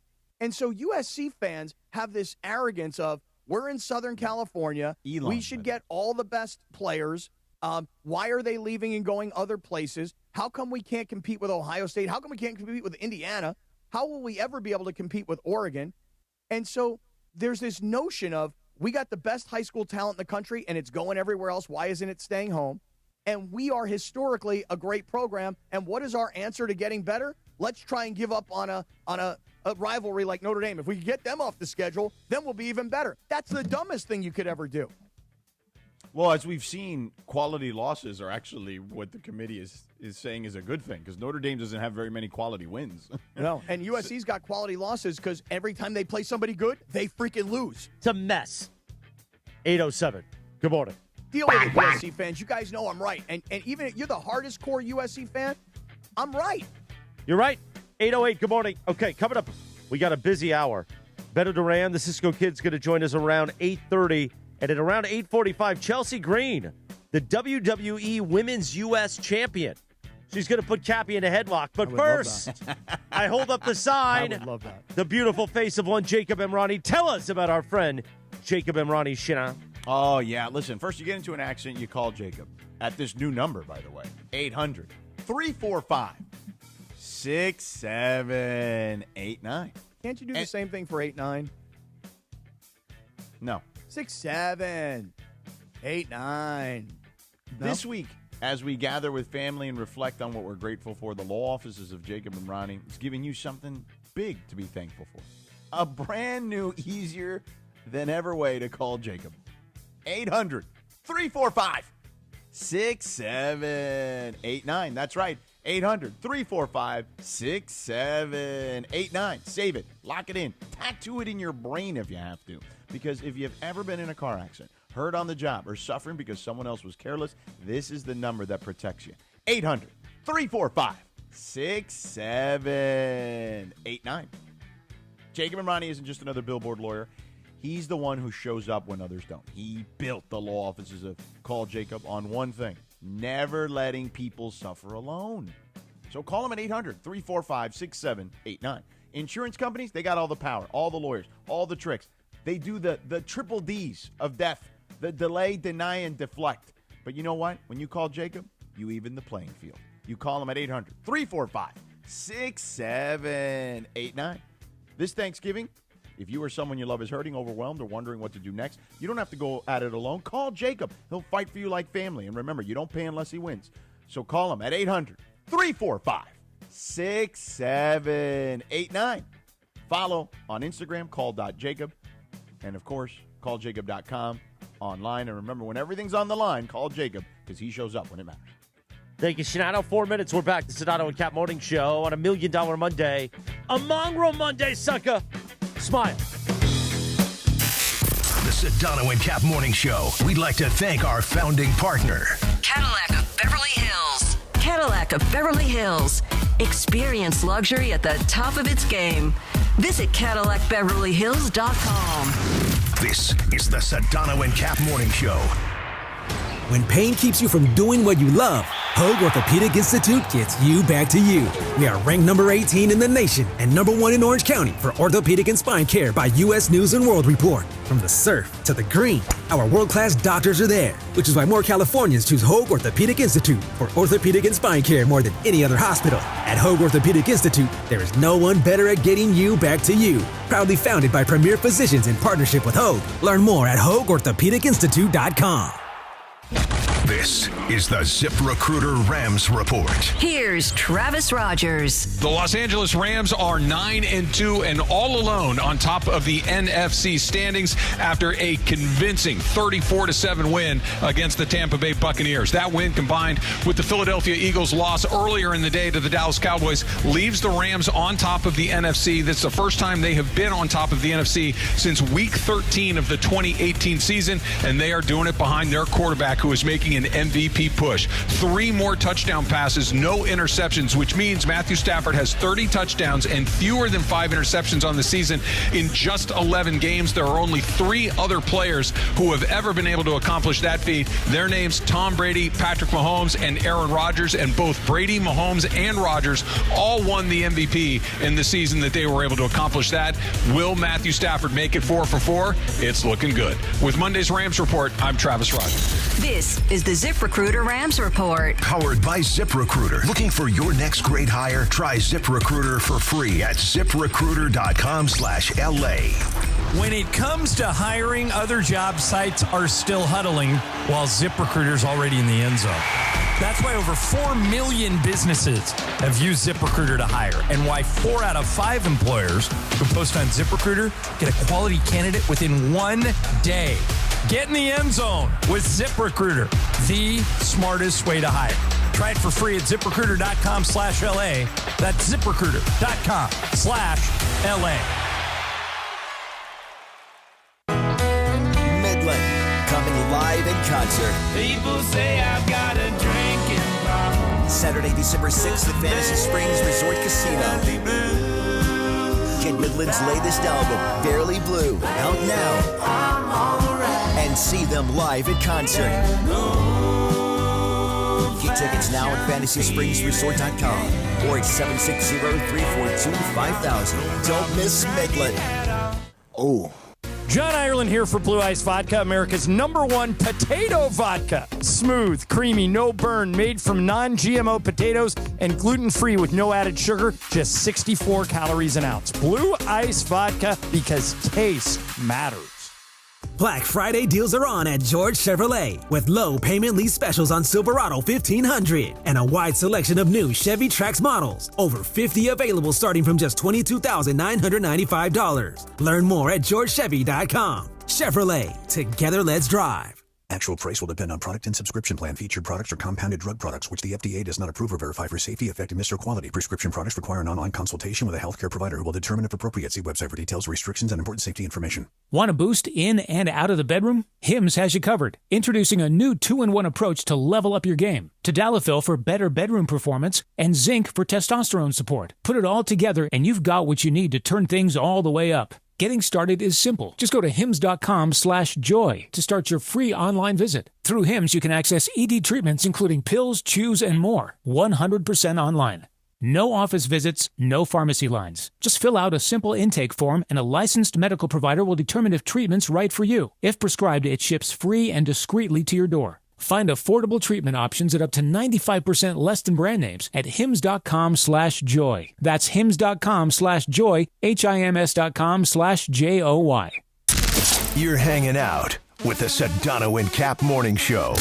By the way, speaking of tap it, go tap the like button, you mongrels. Yeah, tap that like button, mongrels. Let's go. More Sedano and Kap right now.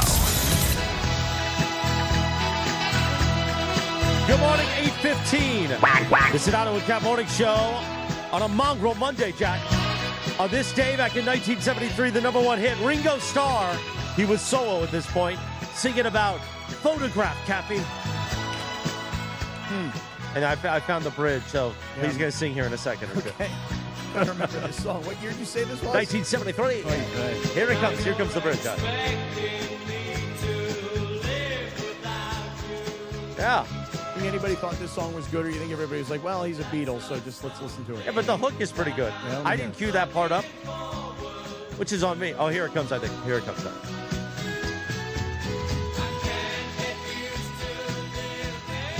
Not bad for the time. Also, Leangelo Ball turns 27 today. Oh, is that right? Yeah. Happy birthday. Shout out, young fella. Today is also National Sardines Day. You like sardines? I don't really eat sardines. No. I don't mind it once in a while. They're very healthy for you, but I don't like them. Don't eat them. They're good for you. Are those? Do they open those cans like where you twist the can? Yeah. And it's like in the oval dude, if shape? you go to Europe, that is like a huge thing. Like they have the sardines in the cans, and people eat them. You know, it's like a big thing there. Like. And they're, again, because they're very healthy for you. Hey, we got about 70 minutes of show to fit into 45 minutes here before we go to 9 o'clock. So we will do the Mongrel of the Morning in just a moment. But first, Shenanigans, tell us about our friends at Cadillac of Beverly Hills. Listen, it's very simple. You've heard us talk about our friends at Cadillac of Beverly Hills, the nicest dealership in America. We know Cadillac, but when was the last time you've driven one? I'm lucky to drive one right now. I'm in the Lyric, the V-Series. First of all, it is like the fastest EV in the world. And that's not even an exaggeration, okay? That is legitimately the case. And it's beautiful, okay? It's their smaller SUV. I'm happy to be in it. For me, that's the type of SUV I like to get around town, especially here in LA, man. You know, you get around town, it's tough to park at times if you have like a larger vehicle. And I think it's easy to get in and out. It's got plenty of room for the kids, for me, and all their nonsense I got to throw in the trunk to get them around to all their activities, to get them to school, back and forth. I can fit all sorts of stuff in there. So even with a smaller SUV, you got tons of room. Those Lyrics start at about $400 a month, man. So now I've driven all the other ones too. I've driven the Big Daddy Mobile. If you like to feel like a little power on the road, you know what I'm saying? Like that Escalade IQ is absurd. To me, the Vistic, is the best combination. It's their newest EV SUV, and it's a 7-seater. It's the one my wife's going to want because she really has to haul the kids everywhere with a ton of stuff. Me, I'm just kind of zipping through in and out when I got to do some stuff and play dad. She's got to haul them around all the time. So you need that extra room. So it's like the perfect balance. I've driven the Big Daddy, the Escalade IQ SUV EV. I've driven the Vistic, okay, which is kind of like the middle one, a 7-seater. And I've driven the Lyric. The best part of all, they all have incredible technology. And if you're a parent and your teen is going to drive, they have teen driver mode. If you take it to a valet, they've got valet mode. But the teen driver, to me, is the most interesting one because the car will not start in teen driver mode or move if they're not locked into their seatbelts. And it won't let them drive even a mile over the speed limit. So you know it's safe and sound. The cars all drive like a dream. They're the best EVs in America, and they're made in America, Jack. So check out the new lineup of Cadillac EVs, sedans, and SUVs, which define luxury at the top of its game. It's Cadillac, man. You know you've made it when you're driving a Cadillac, and you can find them all at Cadillac of Beverly Hills. Go in and say hello to Dan and Tony and the incredible team at Cadillac of Beverly Hills. Check out the beautiful showroom and all the vehicles at 8767 Wilshire Boulevard in Beverly Hills and online at CadillacBeverlyHills.com. Thank you, Sedano. 8:18 in the morning. I hit the mongrel of the morning music. Cappy? Yeah. Who's it presented by? Presented by Morongo Casino Resort and Spa. Good times. Less than 90 minutes from wherever you are now. I'm curious. Is the mongrel of the morning who I think it's going to be? It's going to be Cambone? It is Cambone. Saturday, he came on out to Northgate Mercado in Costa Mesa for our USC watch party, Beto and I. And it was amazing to meet Cambone. The first thing it is, he comes up, he goes, "Eat a fat one, bro." And you know that voice. I know the voice. Right. We ended up spending a great amount of time together. We've been texting all weekend. He still talks to the other mongrels that have, like, they've embargoed the show. Yeah. They're like, we ain't going to listen to that, man. But who are you talking about? Like Dead Meow and Big O and Raider stuff. Rubin. I think Raider Rubin still listens. No, Raider Rubin's mad at us. Anyway, I love Cambone. And here's the thing. I said, Cambone, will you so I waited in line because there, they make the churros authentic right there. And the line was long. So once I got there, I wanted a coffee. I was like, why would I buy 3 churros? So I just bought a dozen for the table.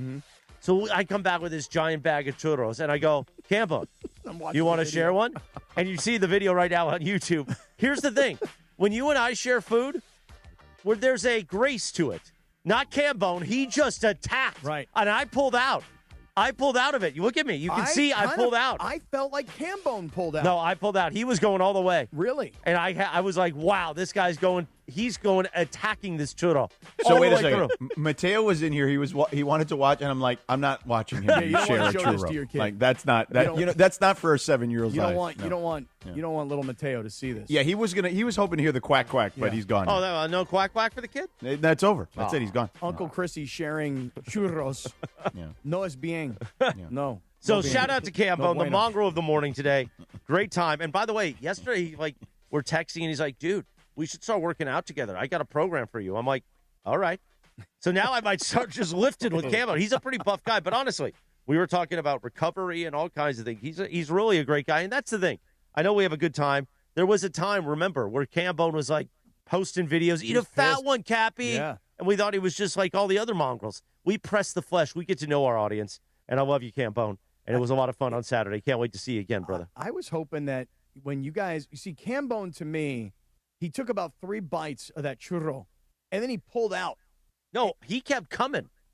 So no, Chris definitely pulls away. I pulled out. So? Yeah, Chris pulled away. Really? He For was going sure. to keep going. He was going to keep going, but Chris pulled away, and then that's when he ended up pulling Did you away. think that Cambone I thought he was gonna going all the eat way. Eat the churro right out of your mouth? Did So, you think and he was here's the going- thing. Stephanie and her mother were watching. Oh, no. Now, I great. got her approval first. I go, hey, Stephanie, baby.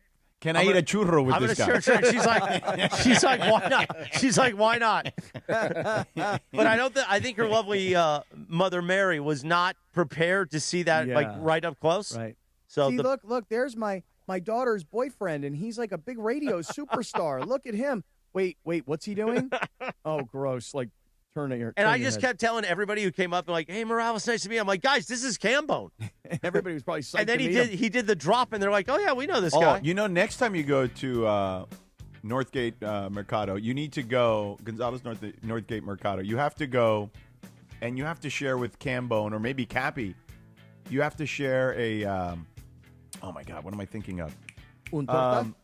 Una torta? No, not a torta. No, By the way, our MC, Jason Roberts, he was there. A chicharrón. Chicharrón. Yeah, I'm not having a chicharrón. But he was eating a Although, big but Chris, torta. I don't think you can eat that. Can you eat that with, your condition? Yeah, guys. Too much sodium, though. There's a lot of sodium, but my heart is functioning normally. It pumps the sodium right out. What about me, George? I shouldn't be eating a chicharron. No, you and Chris should share a chicharron. Let's that do would be it. fantastic. No Some fried pig skin between us? Yeah. What would think I Rachel should do eat if she that. had to watch us eat a chicharron? I don't think that would be good at all. I don't think. Last night, Chris and I thought about sharing a meet the ball, which would have put us nose to nose from the beginning. And I was like, no, we can't do that. Rachel's over there. Stephanie's over there. No meet the ball. Stephanie's fine with it. I don't know if she's fine with it. We but should have gotten Stephanie and Rachel to share a meatball last night. Oh, That would have God, been you're hot. a weirdo. No, that would have been hot. Anyway, right. why don't you tell us about Abner Gatt? Yeah, tell us about Abner Gatt, who will join us in our massive guest explosion tomorrow on the Sedano and Kap Morning Show. Okay, great. Be my absolute pleasure. Again, I was driving up yesterday. I was driving to SoFi Stadium. I had Rachel in the car. I had our friend Suzanne in the car. And there was another Abner Gatt billboard. And I proudly said, there's one of our great partners, Abner Gatt. And Suzanne was like, well, what does Abner Gatt do? And I said, well, let's say your home is flooded. And let's say that the damage is really severe. And then your homeowner's insurance company, they're like turning on you. They won't approve a place for you and your family to live. The adjuster just ghosts you. And you're like, what do I do? Let me tell you what you do. You take a big old breath, inhale, exhale. And then you call Abner Gatt, one of Southern California's largest public adjuster firms. Abner knows how to fight back when your insurance company makes you feel like you're the criminal, leaving you with no hope of getting your home back together. What the hell, man? I pay you guys every month. I expect that you guys are going to cover my ass. I just had a major disaster in my house. With decades of experience and a passion for helping people, Abner and his family, they take the calls themselves. So, as I was explaining yesterday in the car, if you have a toilet overflow, broken water line, burst supply line, broken fire sprinkler, water damage, you call Abner Gatt. He knows everybody in the insurance business. He knows these policies back and forth, and you should not be fighting with your insurance company. You leave that fight to Abner Gatt. 818-917-5256, 818-917-5256, AbnerGatt.com. You call. Abner says, hello, happy Thanksgiving on behalf of Abner and his entire family to all of the mongrels. Abner Gatt, your claim, our game. Thank you, Cappy. 8:25. There's the quack quack from Mateo. It is a bright and beautiful Monday morning. $1 million Monday here on the Sedano and Kap Morning Show. Coming up, Beto Duran, the Cisco Kid, will join us for our Children's Hospital Los Angeles High School football report. Around 8:45, Chelsea Green, the WWE Women's U.S. Champion, is going to put Cappy in the sharpshooter. Do they still do the sharpshooter? I don't know if they do or not. I'd like her to put me in like a Boston crab. Like a nice Boston crab where she breaks my back in half. That's not bad. Smile, Mongrels. The Sedano and Kap Morning Show.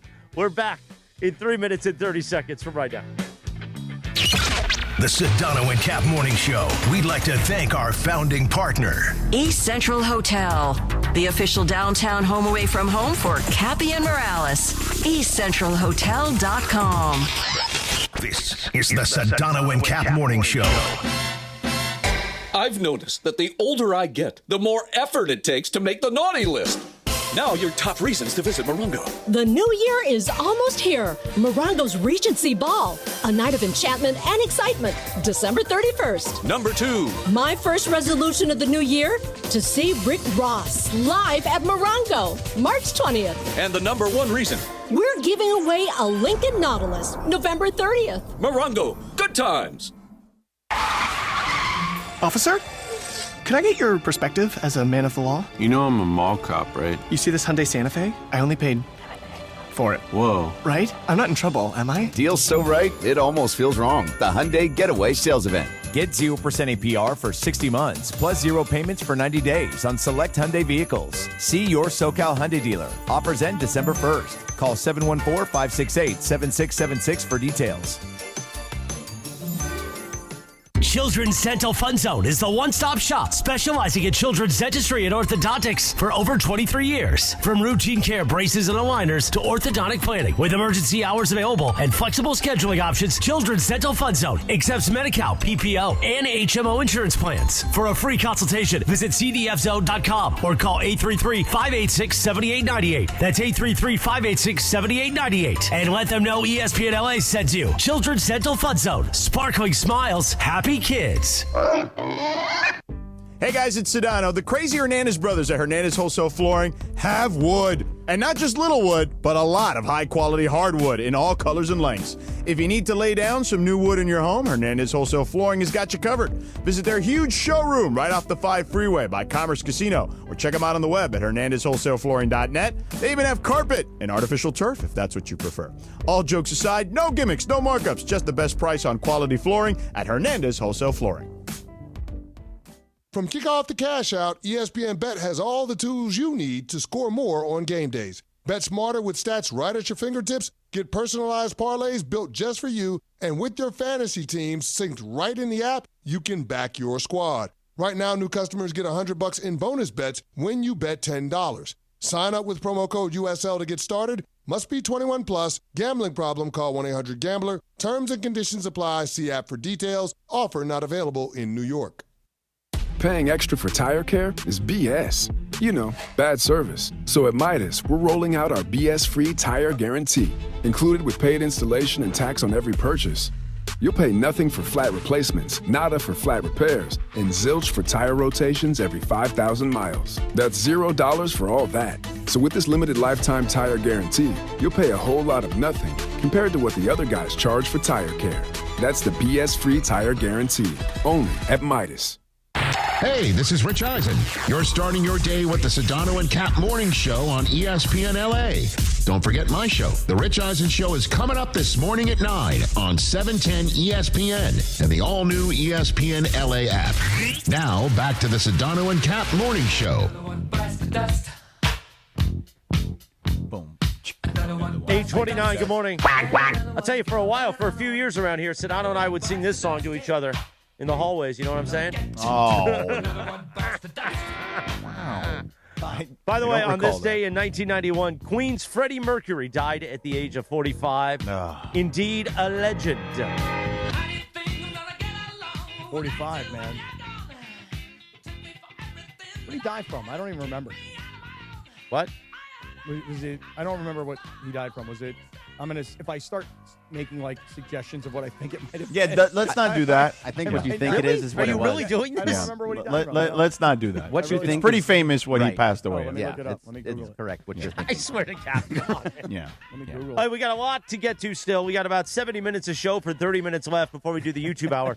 So if you're expecting us to talk Shador, Lakers, we're gonna fit all that in the YouTube hour. Yeah. There's 9 just too much stuff. So 9 Raider a.m. fan, we're coming after you, Raider fan, in the YouTube hour. Get in with the mongrels, and you mongrels better be ready because we're gonna let the Raiders have it in that YouTube hour. 9 a.m. The Rich Eisen Show terrestrially on 710 a.m. and the app, and we will be on YouTube and the app. So if you're listening to us on the app, stay right there. We're going to continue at 9 a.m. Well, and to your point there, Christopher, the Lakers. Let me tell you something. There is something there. Now, again, the schedule has been favorable to this point, but I am liking what I'm seeing from this team, and I like it from a team building perspective too. Some of the things JJ Redick is doing, which we can discuss in that YouTube hour. Yes, and we will get to Beto Duran in just a moment. But first, let me tell you about the big cat, Felix Chevrolet. The general manager, Nikki D, and his lovely wife, Mrs. D. Nikki D last night. She was in the suite. He was in the suite. We were partying, and Cappy was finding out all about his Corvette test drive that's coming up soon. Yeah, but I on told Friday, Nikki D, I want posted that Corvette. I posted the video yesterday on my YouTube. My IG and my Twitter. I was at the LA Auto Show with the big cat, Felix the Cat, and the great merch store. Through November 30th, visit the big cat, Felix the Cat, at the LA Auto Show here at the Convention Center. Go to the underground next to Chemical Guys, the big, all the stuff you need to clean your car, the Chemical Guys. They're right next to their setup, and they have an amazing merch setup. And you see me wearing the merch every day. Felix the Cat, an LA icon, right across from USC on Figueroa. You need a new ride. You need a pre-owned vehicle. Let's say the end of the year's coming. You got to get rid of that money, sucker. Buy yourself a Silverado, or you want to elevate your game. Get that brand new Tahoe. Go visit Felix Chevrolet for all the deals. FelixChevrolet.com. You walk in there and you say, hey, where's the general manager? Nikki D. And you say, Nikki D, I want to pet that big cat. And he'll let you. And then he'll take care of you with a great deal. Our friends at Felix Chevrolet. The Sedano and Cap Morning Show at 8:32 on a Mongrel Monday, $1 Million Monday. Now we play a little Cisco Kid, because when you hear it, you know that means it's time for Beto Duran and the high school football report. Thanks to our friends at Children's Hospital Los Angeles, we say good morning to Beto Duran. Buenos dias, everybody. How we doing? Buenos dias. Now, Beto, Saturday, you and I had a great time at Mercado Gonzalez, Northgate Market, and we just played the video on the YouTube of Cambone and I sharing the churro. What a good guy, man. What a good guy Cambone is. He really got into it. He's a big listener to the station. And you know what? He understands that a bit is a bit. Don't take anything personal. But we had a lot of good people there on Saturday at Northgate that came by and loved the show. And Morales and I were talking about this, guys, that not everybody's a mongrel. There's people who actually listen to the show and actually have a job and they can't interact with us. And we are a distraction for them, like our old man Henry, who's 75 years old, Henry the legend, who came by. So there's all kinds of good people there. And, Scott, you were missed at Northgate. And Scott was missed. And believe me, I'll tell you, Beto, when I watched you guys and I saw all the videos that were being produced from there, I was like, man, that looks like such a great time. But the good news was I was at home watching USC get beat up by Oregon, so I didn't have to go to join you guys to watch that. I was able to watch it at home on a Saturday afternoon, which, by the way, then led, George, into my Pitt Panthers annihilating Georgia Tech on the road. They didn't. I don't know if they annihilated them. I mean, there was a 7-point game in the fourth quarter. They were up 28-0 and almost blew the lead. Beat them down is what they did. Beat them down with true freshman, quarterback and running back. Beat them down. Let me tell you, you were sweating bullets in that group text that we were texting. I was like, here we go. Here we go. Panthers. Here we with go. you. And then it was it was all of a sudden a one-score game down the stretch, and I think you were, you needed some depends. I got very tight. Yes, I did. Beto, so we're talking a little college football on Saturday, but it was a big night on Friday night with some really, really huge wins and some big plays and some top performers. Where shall we begin, Beto Duran? We're going to get going with Corona Centennial beating Mater Dei, the first time that Mater Dei loses 3 times in a year. I think since 2011. So Corona Centennial, Cappy, a chance to go to the championship game at the Rose Bowl. But what did they do? They needed to play some good defense. So 2 plays to go in the game. Mater Dei on the 17-yard line. They get Corona Centennial gets a big sack, forces a 40-plus yard field goal. Then they break through, block the field goal attempt. So Corona Centennial is going to the championship game by beating Mater Dei thanks to a blocked field goal. And then it'll be the first time since 2012 that either Mater Dei or Bosco is not in a championship game. That's crazy right there. That is pretty crazy. Any thought, and because I don't really know the Corona Centennial program nearly enough, and wow, I mean that's pretty. They're a public school, right? Yeah, so they're a public school in Corona, and they get a lot of the stud athletes over there. They've been one of the best programs in Southern California for a long time. Right. Their coach has over 300 wins, and you're going to love Coach Logan, Cappy. No matter what, he's always in shorts. It could be snowing, he's in shorts. He's a football coach. That's the kind of guy he is. But this is the heart and soul kind of team because it's a family program. So the quarterback, Catalano, 10 years ago, his brother, who's now the OC, was the quarterback for the school. So that's the kind of lineage that they have over there. And Cappy, Catalano, you're thinking, okay, they got Corona Centennial, big-time school. Their QB is going to Pomona-Pitzer, an elite Division III school. So that's how smart he is, and that's where he's going right now. So you got to love it for the community schools, right? Big time. I mean, anytime you are a public school and you can put together a roster. I don't even know how rosters are put together in high schools anymore. But when you can beat one of these kinds of schools, these big time private schools, big money, recruit athletes, football factories, churn them out to the Pac-12 all the time, where I guess now it's Big Ten. But point is that that's a huge, huge win. And I think it's interesting that you mentioned that Bosco and Mater Dei, neither of these two teams will be in the championship game. So very good storyline there. Okay. Yeah. And they're going to play Santa Margarita, which is coached by Carson Palmer. And it was like, oh, that's cool. Carson's at his alma mater. He's going to get beat down all season long. No, so they're in the championship game. So that's cool to see Carson, who's coaching, and his son's on the team. That's the reason he came back to Santa Margarita. So that'll be a really good game, and that's going to be at the Rose Bowl this weekend. Wow. Probably be a nice crowd at the Rose Bowl, unlike when UCLA plays. Why you got to do Wow. that? Wow. Why you got to do that, man? But no, it was good stuff, man. So it'll be championship weekend coming up Friday and Saturday, Cappy. So it's good stuff. Yeah, I'm looking forward to it. I was watching a little bit on, I guess it was Saturday. I think I watched a little bit of the replay of that game against Orange Lutheran, and just kind of saw how it all went down. I love these high school football games on TV because even if I don't see them on a Friday night, I can kind of go back and check them out on a Saturday. So I was disappointed. Orange Lutheran, by the way, Beto, last week when we were talking about it on Friday, I think we were talking about how they were 3-8. One of my buddies who's on the coaching staff there said, yeah, but don't forget we forfeited 2 games early in the season because of an ineligible player. So record could have looked a little better. Yeah, but regardless, congratulations to everybody's going to the championship. I'm actually going to go. There's a luncheon that they do on Tuesday. I'm going to go tomorrow and hang out with some of the coaches, some of the players. But, Cappy, I want to give you some of the recap of some of the kids that stood out, right? There's going to be a lot of games going on here, but I want to give a shine to the kids who made some big numbers. So that mentioned the Corona Centennial quarterback, 290 yards. Preston Beck at San Clemente. They beat Lusinger. He had 270 yards. And the defensive player for San Clemente, Cappy, a pick 6, 96 yards back to the house. Jackson Rex from San Clemente, one team, one town down there. You drive by that school all the time. Mm-hmm. And also special teams, Cappy, got to give shine to a kicker. Santa Paula, which is going to be playing in Division 12. I know with Santa Paula, we don't talk about them at all, right? But how about this?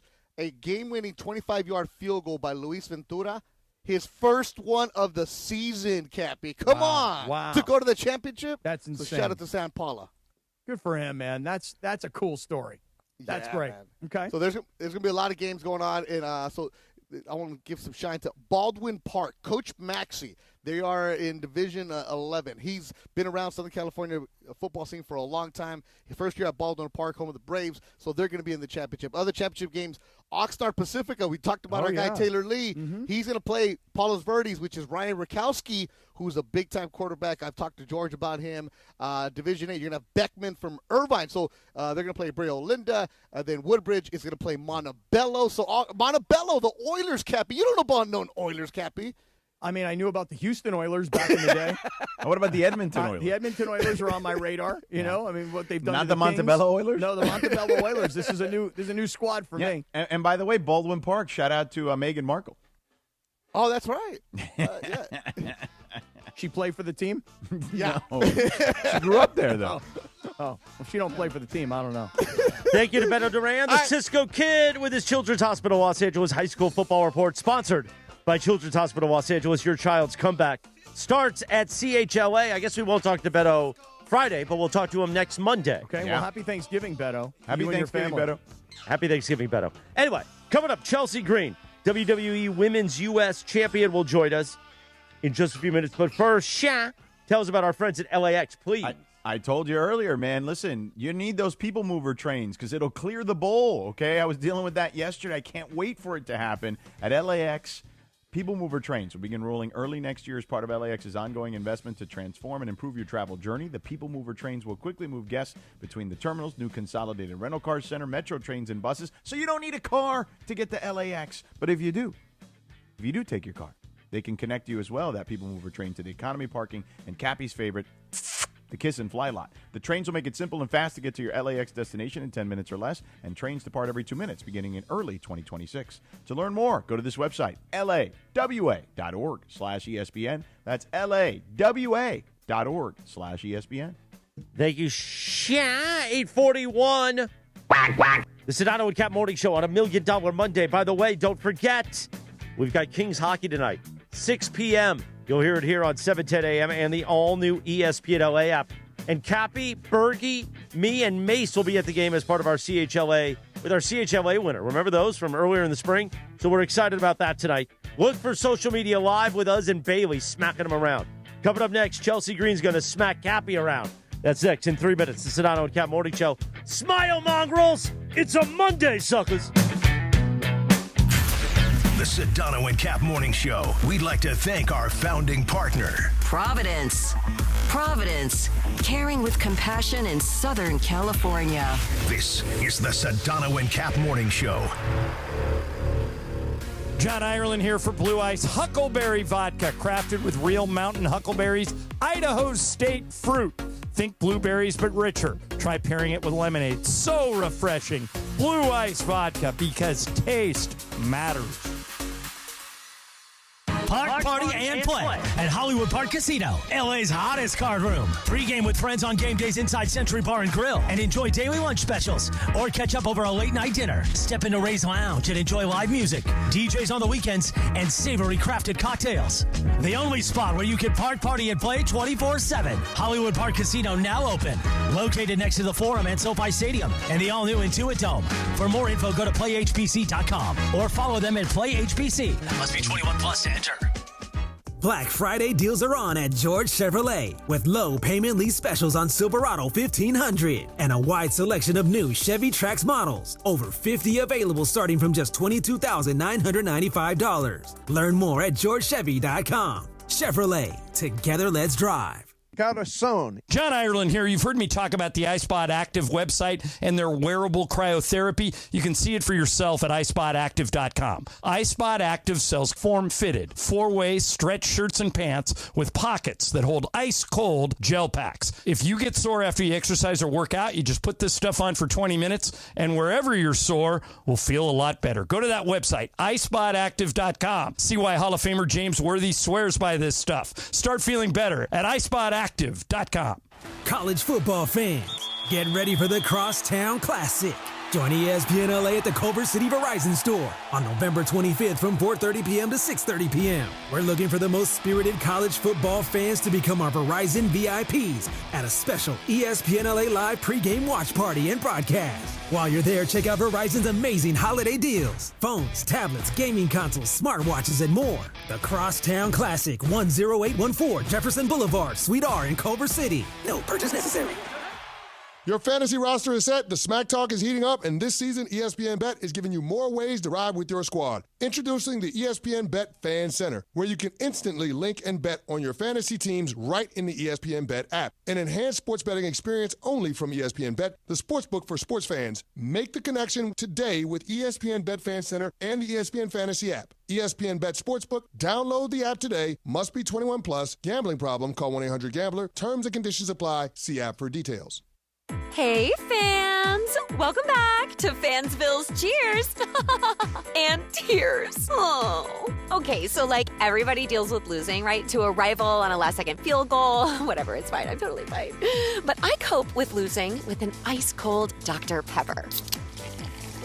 Those 23 flavors are like so delicious. They totally wash away the pain of your college football team taking a big fat L. College football, it's a pepper thing. You're hanging out with the Sedano and Kap Morning Show. The balance of how you drive me crazy and also make me laugh hilariously is like the perfect balance. See that? Perfect balance. Yeah, perfect balance. Yeah. Back to Sedano and Kap. Sedano and Kap Morning Show, 8:45 on a Monday in the Southland. Shoutout, it is time for our next guest, Chelsea Green. The WWE Women's U.S. Champion is on the line for us. Hello. Hey, what's up, champ? How you doing? Well, not to correct you, but I'm actually a double champ, a triple tag team champion as well. Okay. Well, I mean, listen, I don't want any trouble with you, so you tell me. How would you like to be billed, champ? You go. The first and fourth longest reigning, most dangerous United States Women's Champion, and the new mixed triple tag team champion, Chelsea Green.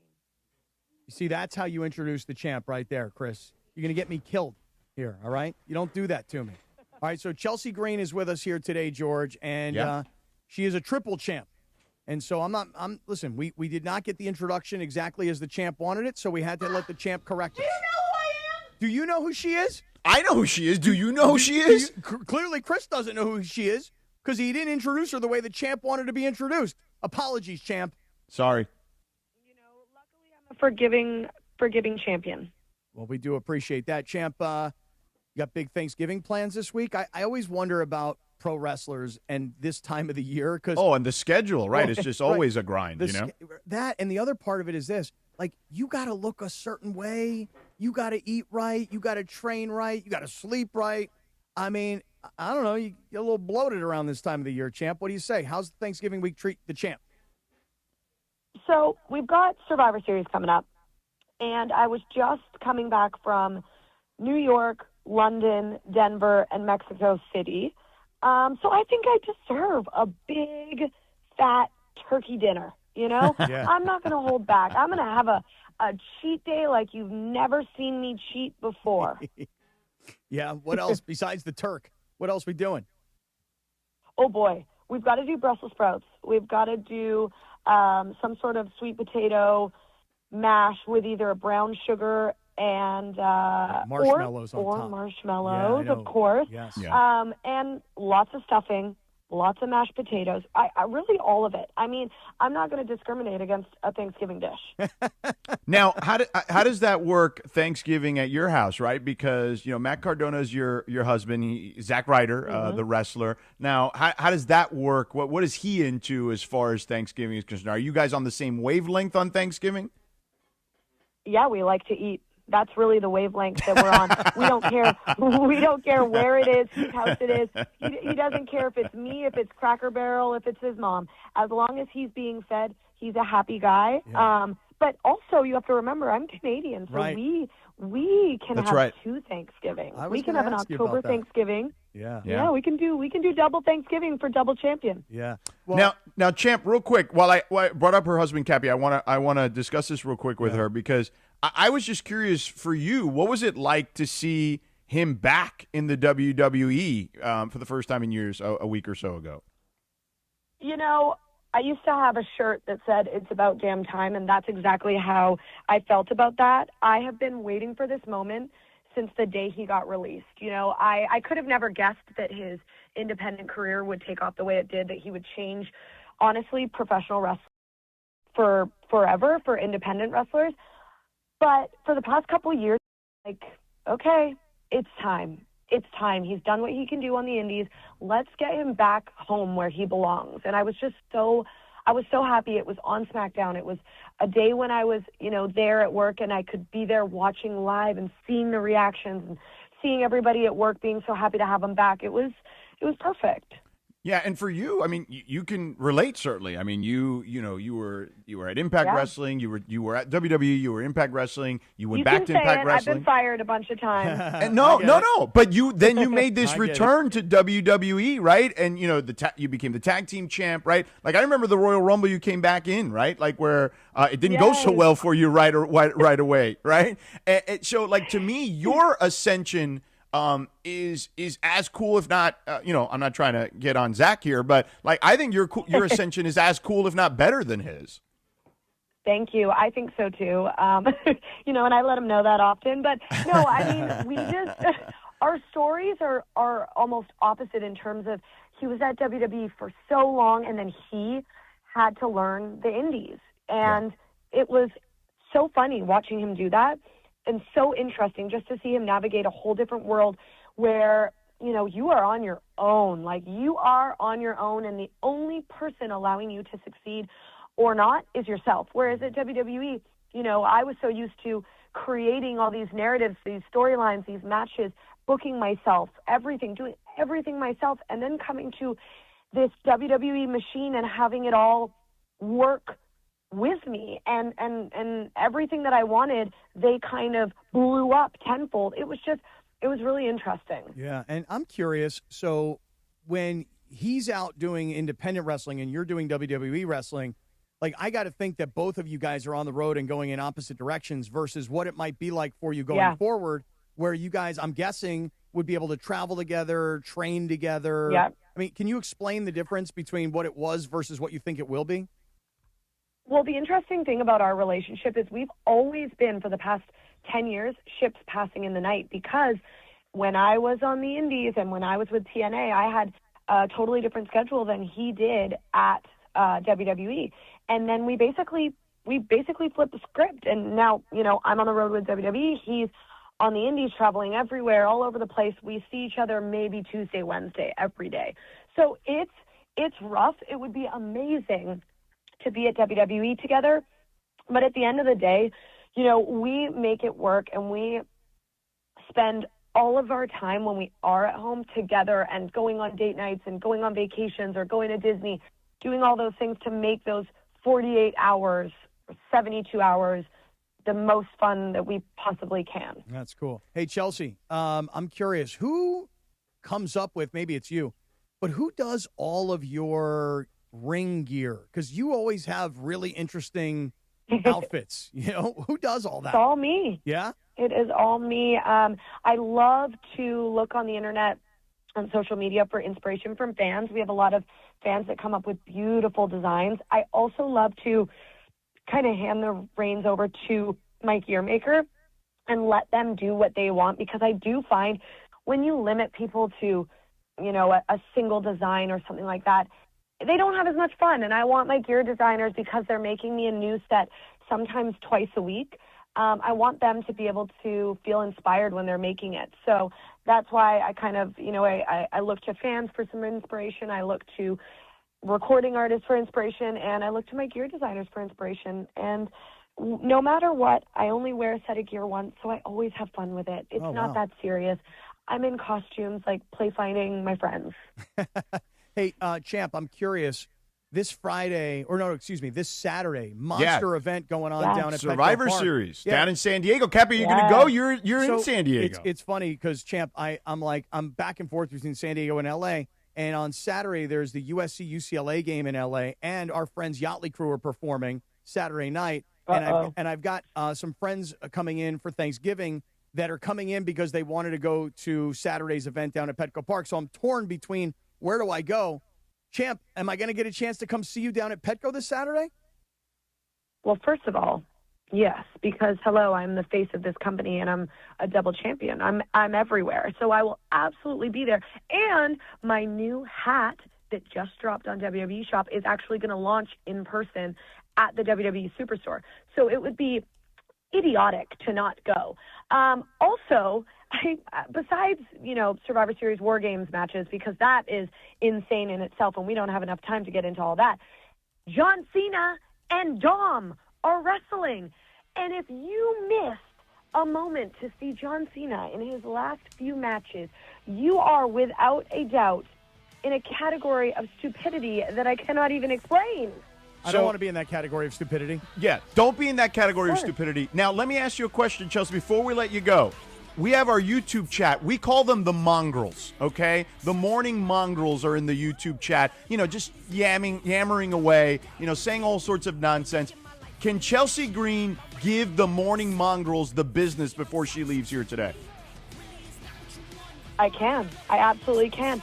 The morning mongrels. Wow, that's quite the name.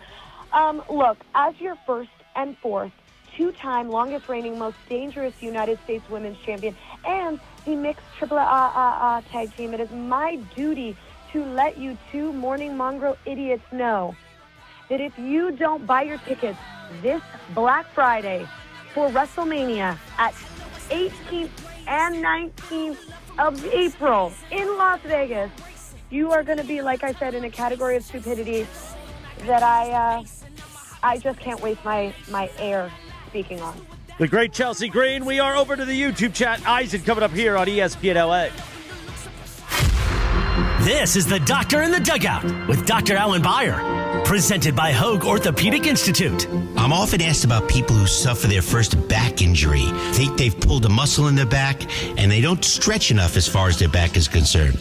So when do you seek care from a doctor when you've sustained a back injury? At Hoag Orthopedic Institute, we like to tell people that the most important thing is to watch and see if that back pain is radiating down your leg, causing any numbness, causing any weakness, or any bowel or bladder dysfunction. These are surgical problems usually and require a more urgent visit to the emergency room rather than waiting to see the doctor. If none of these signs are present, it's safe to wait it out, rest for a few days, and seek medical care from your doctor within a week or so. Hope that helps. Keep stretching your back. If that doesn't get better in a week or 10 days, that's when it's time to seek the orthopedic specialist.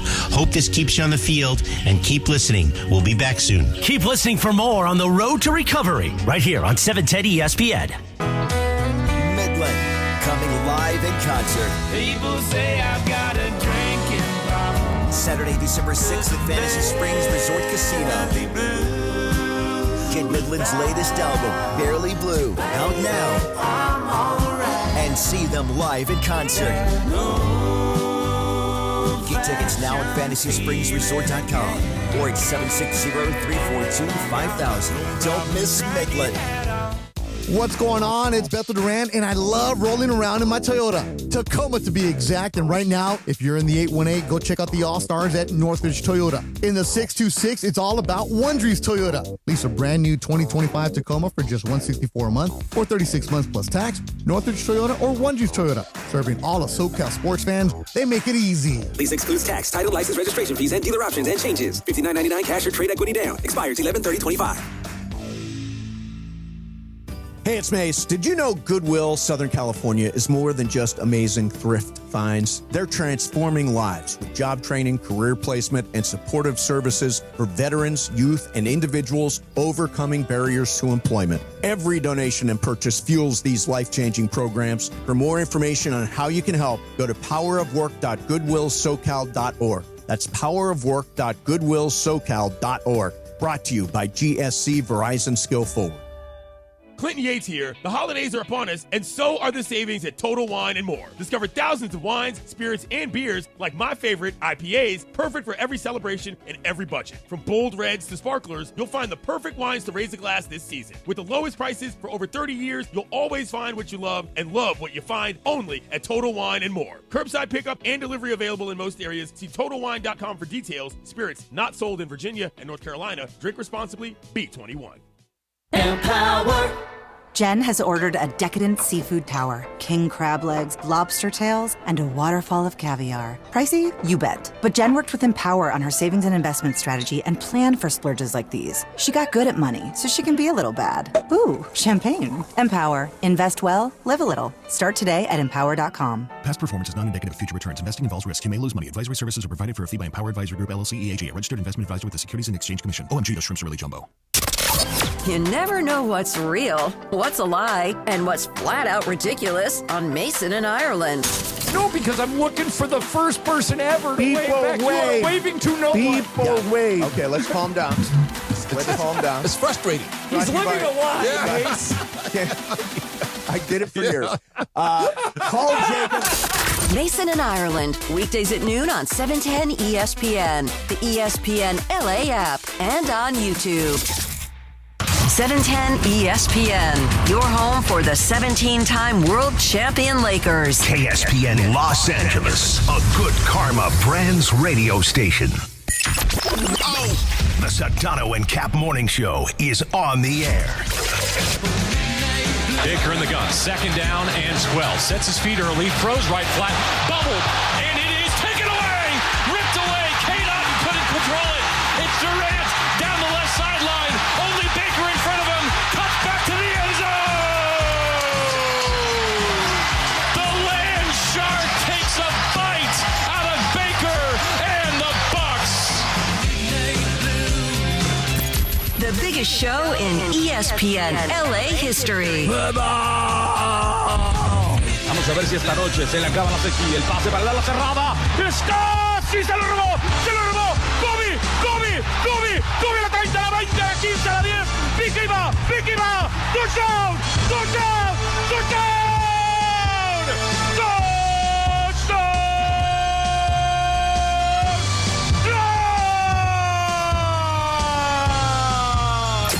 Dylan Simpson!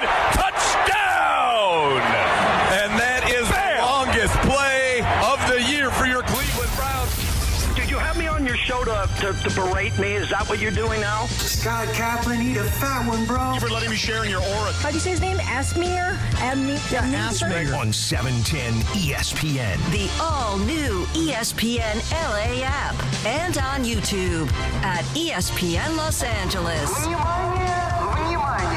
Bigger than U.S. Steel. What a catch by the tight end! Dungus. Right now. Wow, that's crazy. Well, you want to woo-woo? I've danced with the devil. It is smooth, baby. Yeah.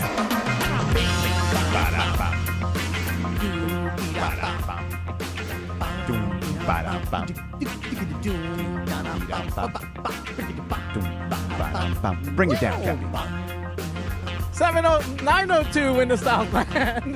Oh, look at that. Didn't even get that. He's not here yet. Come on, man. Yeah, here we go. Come on, Chris, you can do it. Come on, man. you The one and only. Sorry, I was talking to Tommy Lamb in the back. Oh, really? 9:02 in the Southland. Good morning. It is a Mongrel Monday as we get ready. Thanks to Chelsea Green, the WWE Women's Double Champ. She took care of the mongrels. He did take care of the Mongrels. I think Cappy's getting a little excited during that whole thing. Well, I'm starting to think to myself, should I go to this WWE event in Petco Park on Saturday? My niece and her boyfriend are flying out for Thanksgiving, and I want to think that it's because they want to come to me for Thanksgiving, but in reality, I think, George, it's because they want to go to this WWE event Saturday afternoon or evening at Petco Park. I don't know, wrestling at a giant stadium. I've never been. I mean, arenas. Oh, no, the stadium is actually, most people would say that's an even better deal. But I like to be really close to the ring. I like to be part of the show. Right. You know, I like to insert myself into the show. So. By the way, we will get to all the things we had a jam-packed morning. Yeah. So we will get to Lakers, Shador, the Raiders, and all that fun in just a moment. But first, Cappy. Yep. Rachel and what was her friend's name? Suzanne were in the Ram suite last night with us. Mm-hmm. And I said, so guys, what's doing for Thanksgiving? Cappy's hosting. And there was a lot of eye rolling. And there was a lot of, Suzanne said, he doesn't understand what Thanksgiving's all about. I offered to cook everything because that's what it should be. It should be homemade meals, not catered. Mm-hmm. And I said, well, we tried to tell Cappy that, so she is saying that she's going to bring her own turkey. Oh, that'd be great. I would love that. So my friend Suzanne is a chef. Oh, she is? Yeah. And so, I thought she worked for Rachel. No. Oh. No, she's a chef. And she every year does the day after Thanksgiving. Okay. She comes and she does the full brunch the day after Thanksgiving. And she's amazing. I think she is a little offended that rather than me doing all the cooking myself, which I have no skills to do, George, that I have decided to have Thanksgiving catered. And I think where she's even more offended is I said to her, now, if you can, I plan on serving at like 2 o'clock. Can you be at the house by like 10 to do everything? So I said to her, I go, listen, I rented tables. I rented chairs. I don't have wine glasses or plates or silverware to accommodate 14 people. I literally rented plates. It's like I'm throwing a wedding at my house for 14 people. Now here's what I asked them, and I've asked you this several times. Why, if you're not prepared to host Thanksgiving, which is okay, a lot of people aren't, are you hosting Thanksgiving? Mostly because my 3 daughters are all coming in, 2 from college and 1 who lives up in Boise, works in the radio business. They're all coming. My niece and her boyfriend are coming from Florida. So I didn't want to take 7 people to somebody else's place for Thanksgiving. And the other part of it is because every year we have Thanksgiving at somebody else's house. When it's over, when the dinner's done and the dessert's done, my kids are all like, all right, Dad, we're going to leave because they want to go visit with all of their friends. Right. Everybody is trapped at my house. Nobody is leaving. I told all my kids, nobody's leaving. If you want your friends to see you later in the day, everybody comes to our house. So I was at Costco this weekend. And I was buying booze, and I was buying wine. Okay, and so what'd you buy? You bought all the booze? Bought all the booze. What else did you buy? I just bought a ton of stuff. I mean, you don't even want to know what it cost me. $1,400 out the door. Very close. $1,200. Okay. $1,200. And now, what else do you going shopping at a Dodger game? You know? What else do you have to? What else is left for your investment? So are we looking at the $3,000 Thanksgiving? Oh, I'm thinking at least on Amazing. I mean, yeah. Listen, I got 14 people. $3,000, Cappy. But hold on, think about it like this. Let's say you took 14 people to a restaurant for Thanksgiving. And call it $150 a person because restaurants, they'll get you on Thanksgiving. They'll get you. So what is 14 times 150? Jorge's going to his calculator. 14 times 150's got to be close to 2 G's, no? It is. Yeah. It's a little over 2 G's. 2,100. 2,100 plus tip. So then add 20. Okay, yeah. So you're at $2,500. So George, this weekend, I went to Costco and bought all the booze. I've got 2 dinners coming. One is like the turkey dinner, which is the traditional turkey, stuffing, mashed potatoes, sweet potatoes, whatever kind of greens. And then the second is a tri-tip, which is, a little tri-tip. Yeah, a little tri-tip action going. And then it's kind of the same thing, the stuffing, the mashed potatoes, the sweet potatoes, the greens. And then I bought a 5-pound salmon at 5-pound salmon? Yeah. Whoa. Because where do you cook a 5-pound salmon? I'm going to lay that rascal grill it? all over my grill. Yes. And that one of my kids I thought you got it for the sperm. No. but hey, Bergie, if there's any leftover, I'll bring it to you for me. Please. I'll give it to Gene. Don't worry about it. By the way, if you're wondering why we always talk about salmon sperm, the salmon sperm segment, the original one, will be in our Turkey Day special, which will air Wednesday morning from 7 to 9 a.m. Well, Cappy is at home preparing this 5-pound salmon. Oh, dude, you have no idea. So I'm not joking when I tell you guys. Again, just keep in mind, Rachel calls my house a dorm house, or a frat house, rather. She's like, when I come to your house, it's like being at a frat house. Because Justin's got the bottom room, and he's like, hey, Dad, why are these people over? And he's throwing cups out the room and all this crap. Justin does have the bottom bedroom, and I got to close the doors so that he can have his own room and privacy, and so that people can't look in there and see what's going on. Then they're smacking it around all day. And then the thing is, I'm just like, listen, I want everybody to come to my house. So I don't have tables. I don't have chairs. I don't have plates. I don't have glasses. I don't have silverware. I don't have any of these things. And my thought would be go to Costco, get some nice plastic, plates that are disposable, plastic fork. If Rachel came to my house and I did not have like proper silverware, she'd be really, really pissed at me. So, and I got her mother coming. So, oh, my Lord. She didn't mention that part. Oh, yeah. Her mother, her father. Oh, my God. Dude, you have no idea. We're celebrating. Her father has been dealing with cancer treatments. So, like, we're celebrating his health this holiday season, And for me, I'm celebrating all my kids coming back home. But like most families, what I'm worried about is the potential for disaster. Now, is the caterer, is part of this, did they bring out the bird and let you carve it so you pretend that you cooked it? No, I will pick it up on Wednesday evening. I'll bring everything to my house, and that's why I said to Suzanne last night, I was like, Suzanne, this thing starts, like, people are told come over at 1. I plan on seating everybody at 2.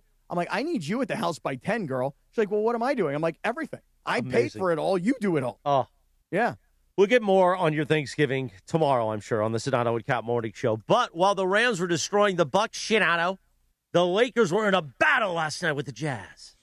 They were in a battle, and DeAndre Ayton had a knee contusion, had to leave the game in that contest, so they were a little shorthanded against a feisty Utah team. Like, the record, here's the thing about the NBA this year, Cappy, and I think everyone went into the season and be like, oh, the East is going to stink, blah, blah, blah. East is pretty damn good and competitive, and it goes to show you we don't know what we're always talking about around here in regards to the landscape of a season before the season is even played. Right? Like teams Detroit, we saw them in the playoffs last year. Hell, you can make the case that they should have been tied 2-2 with the Knicks. I don't know if you recall. There was a very controversial shot waved off that would have put the Pistons in a situation where they would have tied that series against New York. A very young Pistons team, but they are thriving right now at 14-2. And then you've got OKC on the west side, clearly dominating. They may end up breaking the Warriors' record, Cappy. But the Lakers hanging tough right there with Denver, right there in the loss column with the Rockets. The Rockets have played less games. Spurs are right in that mix as well. And the surprising Phoenix Suns are the top 6 in the West. But what I'm telling you is Utah, despite their 5-11 record, is not going to be a team that night in and night out you're just going to roll like you have in years past. And the Lakers have found that out. And I think that the entire league is kind of like that right now, where any given night outside of a game against like Brooklyn, Washington, and Indiana, because they're so hurt, you're going to at least get a game against most teams. That's funny you say that, because last night we were in the ESPN LA suite at the Rams game, and we had the TV monitors on, and the Rams game was on one monitor, and the Lakers game was on another monitor, and the Rams were already up, I want to say, 31-7 or whatever the score was at the time. And the Lakers and the Jazz were very close towards the end. And I took a picture and I said, well, one of these games is still a game, because it wasn't the Rams game. So as much as like I was there at the Rams game was over at halftime. Like end of the third quarter, George, people were trying to beat the traffic. People were trying to get out of SoFi Stadium. I get it. Yeah, me too. But the Laker game actually kept going on, and it was a very competitive game. And listen, I will be honest, I did not put as much time into the Lakers last night because I was at SoFi and I was watching that game. But it was a close game. It was a competitive game. And I like the word you just used, feisty, because Utah was not exactly there to back down. Your whole point about about DeAndre Ayton having to go out, and all of a sudden here comes a Maxi Kleber, and you're like, oh yeah, kind of was wondering if that guy was ever going to make a contribution. Well, 14 minutes last night, not bad. So good win. You don't want to lose games like that against a team that you're better than. And even though it was close and competitive, good win for the Lakers last night. Yeah, I would agree. Look, and again, I just think that the Jazz are not, they've got talent. They've got young players, but they've got talent. They got Lauri Markkanen. They've got a good coach in Will Hardy. They're not tanking anymore. They actually were shamed into that by the league this past offseason. So, look, I think that Luka played great. I thought Austin had a really good game as well. Maybe not from three necessarily, but I feel like overall his game looked pretty good. But his three-point shooting in recent days is probably something I'm a little, worried. I don't really want to say worried because that's not really the case. But I'm wondering, like, what's going on there. Like, I'd have to take a closer look at, like, his shot profile and get a feel for what kind of shots he's getting. But I think Rui's played really well for them, and I feel like Marcus Smart has played well. I thought Jackson Hayes did a decent job, all things considered, having to play more minutes than he normally has to play. I thought LeBron was okay yesterday. I think LeBron is still feeling his way out, but I thought he did a good job of getting his teammates involved. But this game against Utah last night, it's tough when you lose DeAndre Ayton, then you have to face Utah's a big team. Walker Kessler's they are out, big. But They they're have a lot big. of size. You have Nurkic. They have Markkanen. They even have Kevin Love. So they have some big guys out there. They have to. By the way, with. the Luka play on Kevin. Do you want to hear it? Yeah, Do you want to hear it? Yeah. Hold on. Bryce sends a ball back to Love. Love in the corner, stolen by Luka. Luka down the middle. He put it through Love's legs. Alley-oop, slam dunk, Jackson Hayes. An absolute circus play by the Lakers that you will see on every highlight show tonight. Spectacular play by Luka, and it ends with a slam dunk from Jackson Hayes. Dude, wow! what a play. 5-hole in hockey? Yep.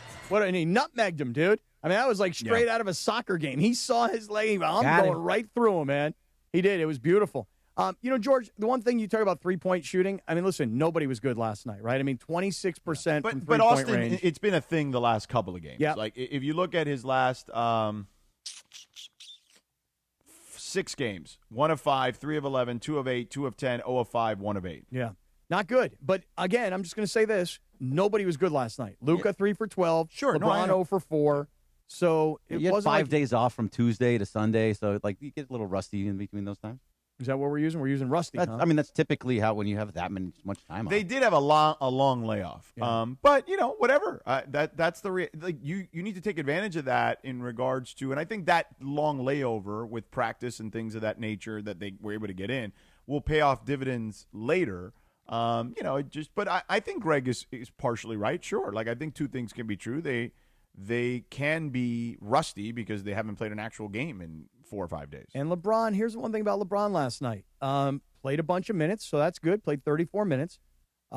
Took 18 shots from the field. That's good. I feel like the Lakers knew, obviously, that they were the better of the two teams. And if you're going to integrate LeBron and you're going to get him into – LeBron was okay. Yeah, he was okay. But if you're going to get him into shape, you take him up to a little bit of altitude. You let him run around a little bit. And, hey, take some shots, man. 18 shots. So, yeah, listen, he didn't have to be spectacular. And the best part for me is that he continues to be and it's only 2 games, but he's the third scoring option, at least on the box score. You should see Luka, and you should see Austin as 1 and 2. And then there's LeBron at 3. And there might be nights where LeBron's scoring is more needed, or, somebody else is being defended in a certain way and LeBron can get his. He certainly had his opportunities last night. So, listen, I think for me, it's 2 games in. I like what I'm seeing so far. Yeah, he played okay. I don't think by any stretch of the imagination it was a good game by his standards, but I thought it was okay. I thought he did a solid job in that situation. But did you see over the weekend what happened with Klay Thompson and John Morant? I did, and John Morant, to me, first of all, I'm not a fan. Obviously, all the off-the-court stuff. By the way, Clinton has walked into the studio, George. How we doing, kiddos? What's up, George? What's going on, man? I feel like John Morant, for me, you guys tell me, he's become an unlikable character. A couple years ago, he was like up-and-coming star, jumping through the roof in crazy dunks. He's going to be a superstar in the league. Obviously, his off-the-floor actions and the gun stuff and the suspensions and everything else, that has, in my opinion, derailed his superstardom. But you're on the bench in street clothes, bro. and you're going to be doing all this yapping and talking. I thought unprofessional crapola as far as I was concerned, and I'm on the Clay side of this thing. George, go ahead, Clint. Sorry. No, I was just going to say I don't want to jump on your gun here, but I have a sort of unique perspective on this because I don't know if you remember, Scott, when he first came out and people sort of realized who he was. I did an E60 on him. Like, I've been to Ja Morant's childhood home and inside of his growing up gym, and I know his parents, and I've met the people around him, including his high school basketball coach, because when he got to Murray State, the coach then at the time, it's a very famous story, but I was lucky enough to be able to be a part of it and tell it. So I've seen a part of Ja that I think a lot of people don't know in terms of where he comes from. And here's what I'll say, and I explained this a little bit earlier on Clint and Friends, which is that whatever we thought the ceiling that Ja wanted for himself was going to be was just plain never that high. He's from a place in America where I believe, personally at this stage, what he has achieved is just plain good enough for him. It's not a situation where he wants to be a Kobe, a Jordan, even an Iverson, if we're being honest, in terms of desire to win or anything like that. Now, all the other things you explained from a personality standpoint are one thing, but his high school coach has never been on a plane. Like, that's where's he from originally? Dalzell, South Carolina. It's 2 hours south of Charlotte. It's 1 hour east of Columbia, South Carolina. Like, it's the middle of nowhere. And I'm not saying that because there's some sort of bumpkins. I'm just saying if you think about where a guy like that makes it from, gets to a point in Memphis where it's like, listen, I'm rich. Maybe it doesn't really matter what happens in this franchise. I'm not saying it's understandable. It is certainly disappointing. But I think this is bigger than just a personality thing with Ja. I think he's a guy that never really wanted to be the guy because being the guy was going to be too hard for him for what his actual self was like. And this is just what you get as a result of it now being 2025 and a Gen Z guy being super rich. Well, what do you make of you this? know, I would push back a little bit on that. Well, look, you're right. I'm not saying you're wrong. Like, I'm saying you're right about everything you've laid out. But I don't feel like this, hey, I've already arrived thing just because of where he grew up applies for me. Because I look at a guy who grew up within an hour or two of where he grew up in Bam Adebayo, okay, who grew up in a trailer. And look at what that guy's been able to accomplish, right? He's one of the best defensive players in the league. He's continually added to his game every year. He was incredibly raw coming out of Kentucky, right? And he goes, and every year he's gotten better. Now he's added a three-point shot to his game. And he's on Team USA. He's been to 2 finals. Like, I look at guys like, just because you grew up in a certain area – I think that's an internal thing, right? That's what I mean, George. I don't think he views himself as a disappointment, Ja. Whereas a guy like Bam is different. That's kind of what I'm saying. Like, I don't think that Ja Morant ever cared about this as much as probably a lot of people assume that he did. And that's unfortunate to me. That's actually supremely disappointing as an NBA fan. Okay, yes, I agree with that. But I think that to my point, right, that's an internal thing. Yeah, and time. I think that that's the issue with Ja. And look, I would say the other part of it is this. The game has kind of passed him by a little bit. Like, the game has changed. Teams are playing more wide open.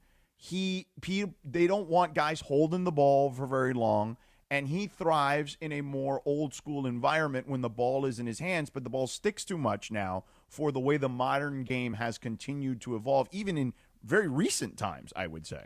Yeah. The only reason I bring up the rural upbringing is because as much as it's an internal thing to Ja, I do think very much there is an element of he's kind of always going to be the prodigal son in a certain part of his community and his life. That's just not going to change how he acts on the basketball court. Because to your point, George, Bam's gotten better every year. Ja has not.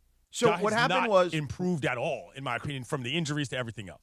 Correct. What's happened was with Clay, and look, we have an affinity for Clay around here. There's no question, right? Like, Michael, we love Michael. You know what I'm saying? Like, we've been through, we've seen Clay grow up, right, from a kid from Southern California, right? And well, just, how about more like we've been invited into his home? Correct. All those things. Right. But I'm talking about as an audience is what I'm saying. Like, we've seen Clay grow up in front of our eyes to become a champion, a 4-time champion, battle back through not one, but 2 catastrophic injuries back to back, come back and have one of the most impressive seasons of his career off those 2 injuries to win a championship. I'll never forget.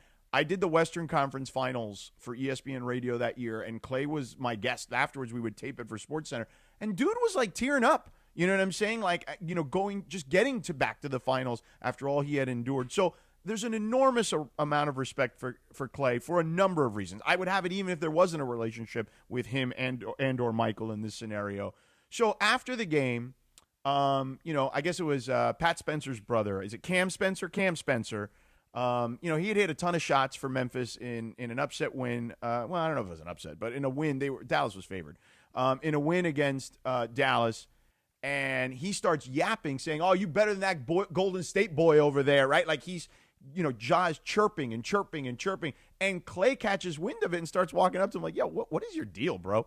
And Ja starts pointing at him, saying he's better than you, Golden State boy, or whatever it is. I'm sure there were more curse words involved there. Calling him Golden State boy, though, is just you're just looking for trouble, man. Correct. And Clay slaps his hand out of the way. Then they start getting separated. So Clay was asked about this in the aftermath in the locker room, and I thought Clay handled it incredibly well. Let's take a listen.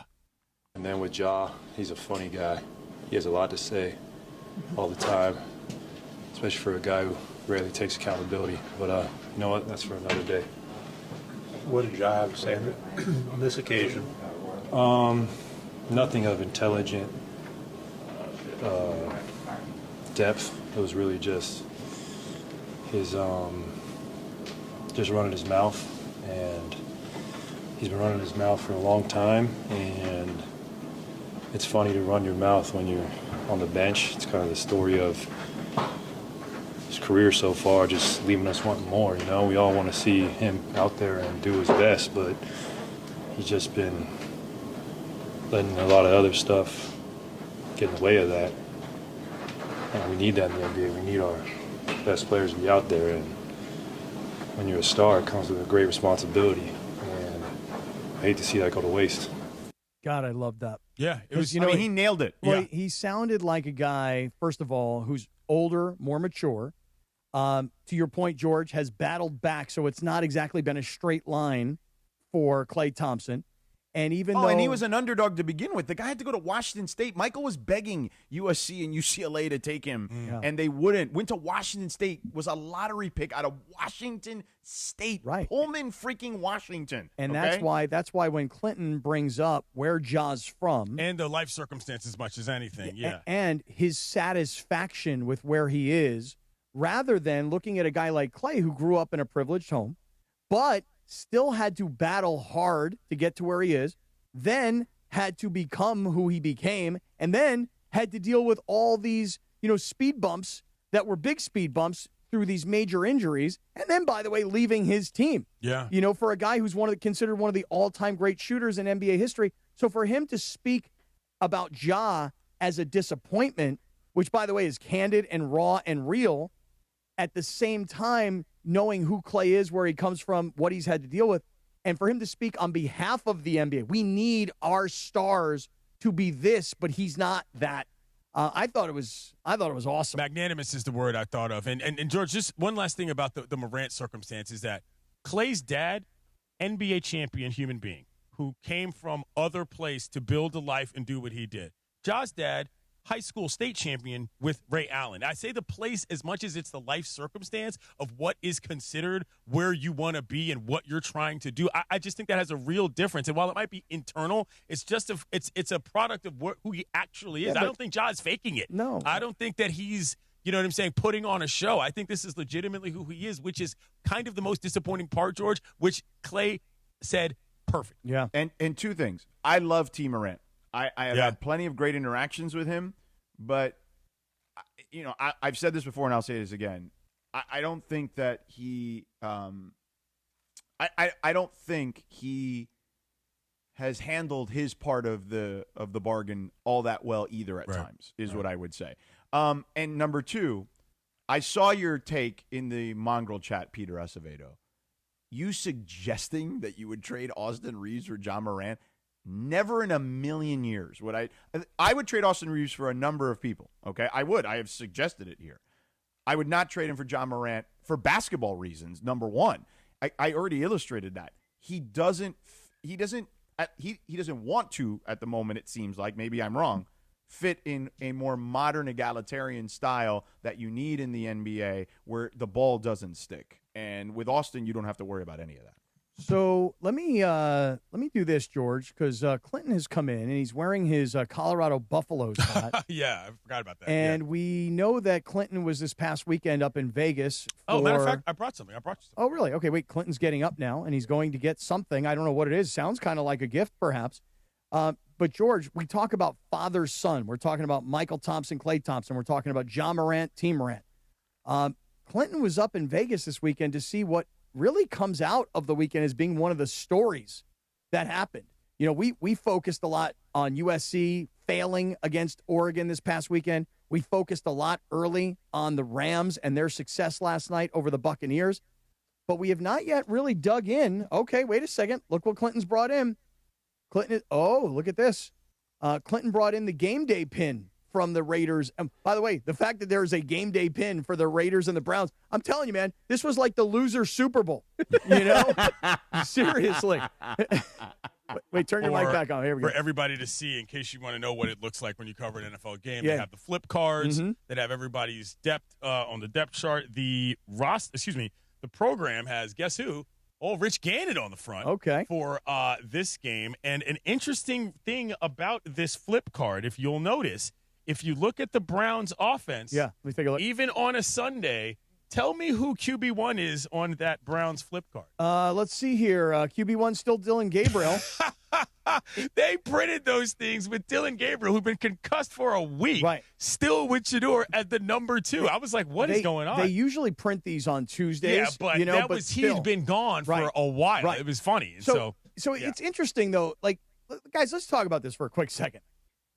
Let me ask everybody's opinion. George, I know you were traveling and you had an NFL game yesterday, and that NFL game was at the same time as this Raiders-Browns. But coming out of the Raiders-Browns game, I would say this, and Bergie, you tell me, the Raiders have had a lot of down times, but I don't know that you've ever hit more rock bottom than what I saw yesterday, and it's in part it's Shador because he's the storyline. Sure. And it's in part his first start and his first win. But let's put that off to the side. You knew this Raiders offensive line was bad, and you knew that Myles Garrett and this Cleveland defensive front was good, Myles in particular, and you knew they were coming. Just like Coach Prime would say, we coming? Yeah. Cleveland was coming. And they came 10 times. 10 times. Whoa, phrasing. 10 sacks. And I'll say this. I looked over it. As soon as I said it, I looked right over at Morales. The phrasing, Greg, 10 times with 8 different guys. Yeah. How about that? Like, bro. Whoa. Yeah. Phrasing. Yeah. Yeah. That happened. Morales, get the cuts ready. You know. This is the most pathetic Raider team I have ever watched on a field. Like, to lose that badly to that team and to lose the way that they've been losing consistently, I'm so happy that they fired Chip Kelly. Because even if it's not all his fault because the offensive line stinks, the fact of the matter is the plays that are being called are not the correct calls. You need to have quick hitters going out there because it's obvious that Geno Smith has 0 time. So if you're going to have these long developing plays called, he's going to get sacked over and over again. Call some plays to get him out of the pocket. And I don't understand how they're using Ashton Genty. You pick the guy to top 10. You can't even run a couple plays to the guy to establish some runs so you have some level of protection for the play action. It's so strange. And they run him up the middle over and over and over again. And when he does run and he gets just a little bit of a seam, that dude still, I mean, honestly, it's his first year. He runs people over.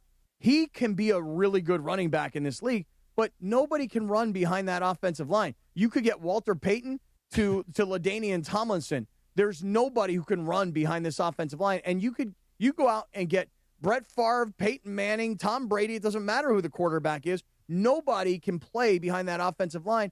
And Chip Kelly getting fired yesterday. Oh, my God. You talk about, like, saying the right things. Chip Kelly was like, hey, I'm really grateful for the opportunity. It's a league where you either win or you don't win. I completely get it. But what he was probably really saying was, oh, thank God.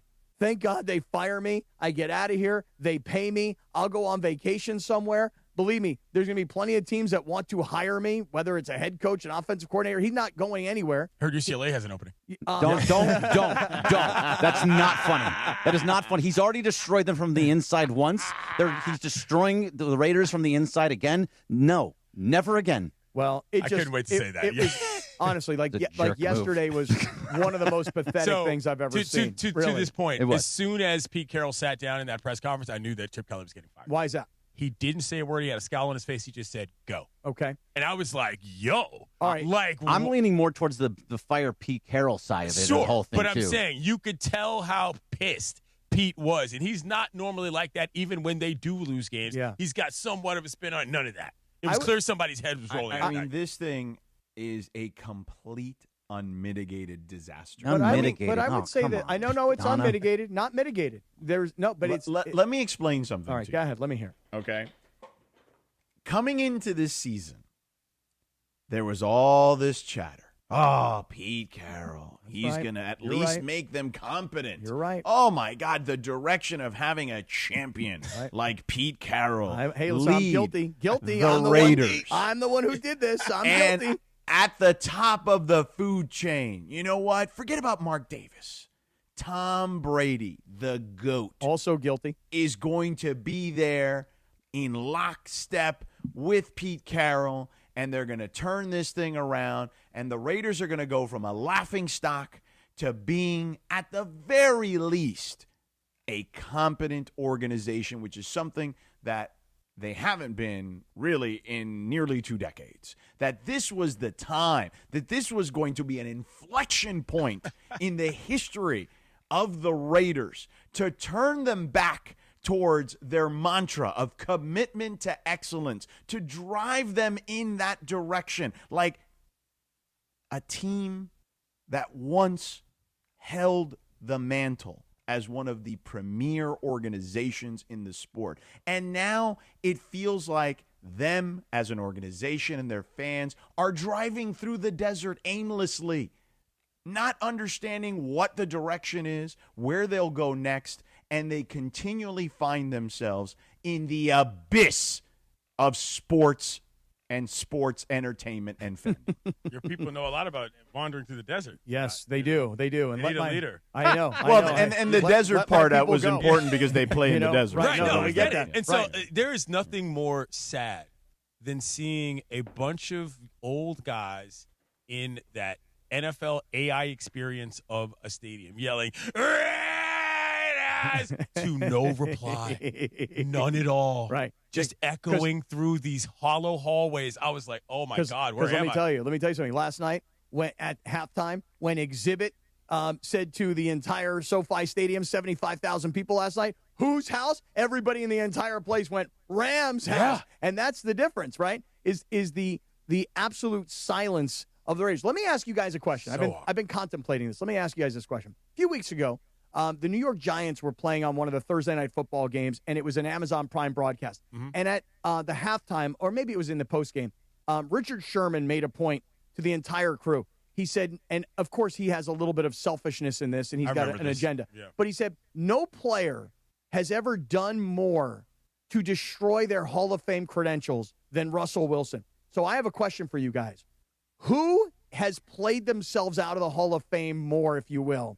Is it Russell Wilson, or is it Pete Carroll taking this Raiders job and the Raiders being this insanely pathetic?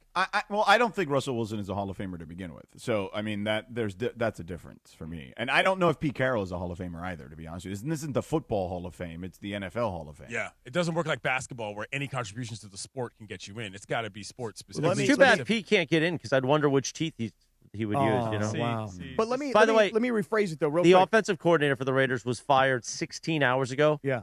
And a certain media personality in Vegas still hasn't been tweeting about it. Yeah. By the way, can we talk about Shador for a second here? Yeah. Nice job, Shador. Well done. Sure. I mean, first of all, Stefanski, I mean, it was literally like a throwaway line. Oh, good job, Shador. And he could not have said it faster. It was almost like it was like, you know, like he was eating poo or something when he had to say it. Hey, Nice look job, out. Shador. Well done. Yeah, I mean, it was like you were washing his mouth out with soap when he was saying it. It was ridiculous. Like and look, I get Myles Garrett, right? Yeah, you know, could you not have 2 game balls, right? Like the kid won his first start. It's the first time a Browns quarterback has won their first start since 1999. But there's something wrong, right? Like there's something wrong when a coach doesn't celebrate a rookie player getting his first start and his first win and playing. Listen, he didn't play brilliantly. Wait, by the way, if Jerry Jeudy doesn't handle the ball with like a loaf of bread and like slowing down as people and defenders are around him, his numbers actually look better. He had the one pick that was bad, okay, but of course he's a rookie. He's going to throw picks. But I felt like that Jerry Jeudy play really hurt him. It was awful. There was a pass to Tillman on a corner route that he gave up on the route because he just didn't think the ball was going to get there. And the deep ball, the one that he rolled out to the right and got, should have been a touchdown. The guy just stayed on his feet. But how a coach who knows that all the cameras are rolling doesn't have just an ounce more appreciation for the situation? What is wrong? Like, what is the problem why is it that Stefanski does seem to not like Shedeur? It's very simple. It's because there is a three-pronged power struggle in between the owner, the GM, and the coach. And Shedeur's success at any level was going to ensure that at least one of them were wrong. Because the owner came out and said, I didn't pick this kid. This wasn't my idea. Andrew Berry says, hey, look at that quarterback room. Might as well give somebody who's going to put some butts in the seats a shot. Stefanski's kid, he's not going to play anyway. Gets pressed into it. The kid plays. And indicating that Shedeur does well is Stefanski saying, I was wrong. That's what it comes down to. But Stefanski's a guy who has no control, has never had any control. He's a two-time coach of the year. He probably thinks pretty highly of himself. I know, but he's fired coaches to save his own ass. He's buried everybody under the bus to save himself, and now it's on him. Right. And he can't handle it. And the fact that instead of, the media asks him after the game the obvious question, which is, well, doesn't Shedeur now deserve the opportunity to be your starting quarterback going forward? You might as well try and figure out what he is. And instead of him going, Shedeur really played well, or, hey, you know what, Shedeur showed us some things here today. Because Shedeur pretty much said it after the game. Shedeur said, hey, everybody, this is what you get with 1 week of practice. Well, no, we have the Shedeur sound? Do we have that? Yeah, we have some. This is the one about 1 week of practice. I think I showed a couple of great pieces. It's some things I wish, I could get back. But, man, a win is crazy. It's amazing, off of 1 week of practice, you know what I mean? Just 1 week of practice. So imagine, what a full offseason look like. It get dangerous. But it's just a 1 week of practice. So I'm just truly thankful, that everything happened. Congratulations, Shedeur. And I saw some people on Twitter saying this is why this kid is unlikable because he's incredibly arrogant. And I thought to myself, wait, it's timeout. I'm like, timeout. I'm like, timeout. Hold on.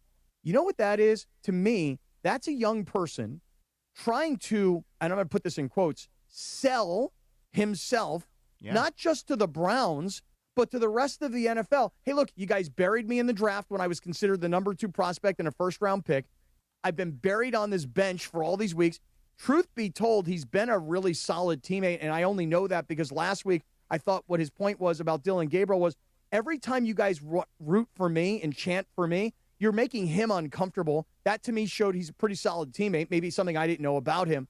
And for him to sell himself, hey, that's 1 week of practice, and we got to win.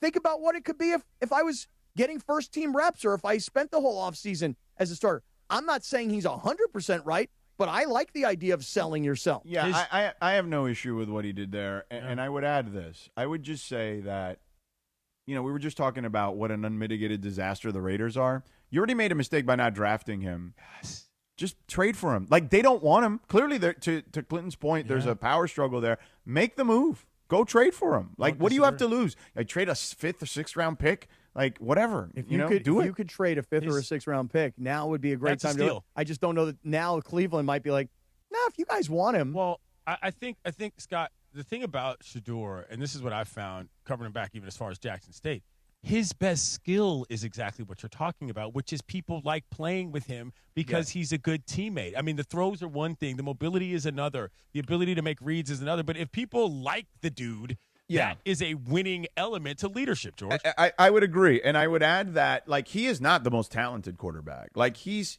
going to get by if he plays in this league on smarts and savvy, right? Like, because he's not incredibly athletic. He doesn't have the strongest arm. He was a guy that needs to play on schedule. Like, when I talked to people in college about him, and it was tough because he was getting obliterated by a terrible offensive line. Right. So it means he'd fit perfectly with the Raiders. But knows how to take the beat down. They said the biggest growth from year 1 to year 2 at Colorado was that he got the ball out quick. He was on schedule, on time. And, man, like I did a game this weekend with Cardinals-Jags, right? And we were talking about that. So the guy who I did the game with, Tom Ramsey, who was like a UCLA legend, right, played for the Patriots when, back in the 80s when they had Steve Grogan and whatnot. And, he said that's all he kept saying about, like, Trevor Lawrence, right? Like, he doesn't get the ball out on time. He doesn't see the field well. Like, and those are things that Shedeur does well. He doesn't have the 6'6" frame that Lawrence has. He doesn't even have the athleticism that a Trevor Lawrence has. But what he does have is the smart and the savvy that a guy like Trevor Lawrence hasn't been able to illustrate in the National Football League, and that guy was a number 1 overall pick. Yeah. It was an interesting outing, and all the Browns fans out there in Vegas. I mean, I was going up to people and just saying, "Hey, what do you think about this guy?" Just asking him. People were literally just giving me the wrist raise, like as a real greeting. The watch. And I was like, "Wow, this is overtaking a lot of parts of this fan base, and it's pretty fun to watch." I am rooting for Shedeur for this reason. I think he's a great story. Whether he's really successful or he falls flat on his face, or if he gets himself out of Cleveland because they're a crap organization also, just one level higher of crap than the Raiders are right now. I just think he's an interesting personality and it's an interesting story. And, of course, it all dates back to the draft and the falling and teams not wanting him. Like, listen, I would have made the argument that what Shedeur should have done is he should not have told the Ravens to not draft him. Yeah, that was a mistake. He could have gotten a lot of playing time with the Ravens, and he could have developed in that organization, a good organization. Let me say this real quickly. I think you can take your analysis of him being a good story and a good situation to good overall human being. That is a large part of who he is. Look at back what happened when there was a fire in the projects in Cleveland. He showed up with food trucks, school clothes, all sorts of people. It's not just the football. People like the human well outside of what happens on the gridiron. And I love seeing Dion there. I love the pregame hug. I love seeing him in the booth, up in the box. I love the story. And God, the Raiders are the worst that they've ever been. And I'm embarrassed to say that I thought Pete was going to save them. We'll do more on that in just a moment. Clinton and friends, by the way, you can hear the Big CY weekdays 7 to 9 a.m.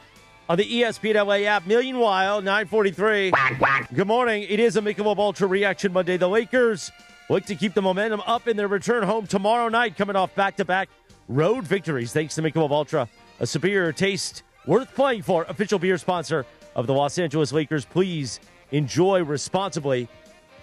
It is time. You know what we do on Mondays, on a $1 Million Monday, just for the mongrels today. The return of $1 Million Mondays. $1 Million Mondays. And $1 Million Monday is on. Presented by Pachanga Resort Casino. Play your perfect combination at Pachanga Resort Casino. Do you have your Super Bowl prediction ready? Both teams and the final score. And that's how you could win $1 million. And just for playing on $1 Million Monday, you win Rams tickets. 2 tickets to a game at SoFi. Are you ready? Caller number 7 right now at 877-710-ESPN. You're going to play on $1 Million Monday coming up next. We will get caller 7, and we'll have more fun and frivolity, plus Cappy's Dealer's Choice. We're back in 90 seconds here on the Sedano and Cap Morning Show on ESPN LA. The afternoon show with DeMarco and Travis, where a simple conversation turns into a full-blown Mickey Mouse showdown. Oh, boy. You didn't think I had that one, did you, D? I did not. Yeah. It was terrifying. Oh, my God. Can we all do one? Oh, boy. Do it, bad. DeAndre. Was that good? Not bad. Oh, boy. Oh, boy. I think those were 4 passable Mickeys and Minnies. Do it again. Oh, boy. See, you got to do the breath. It's weird.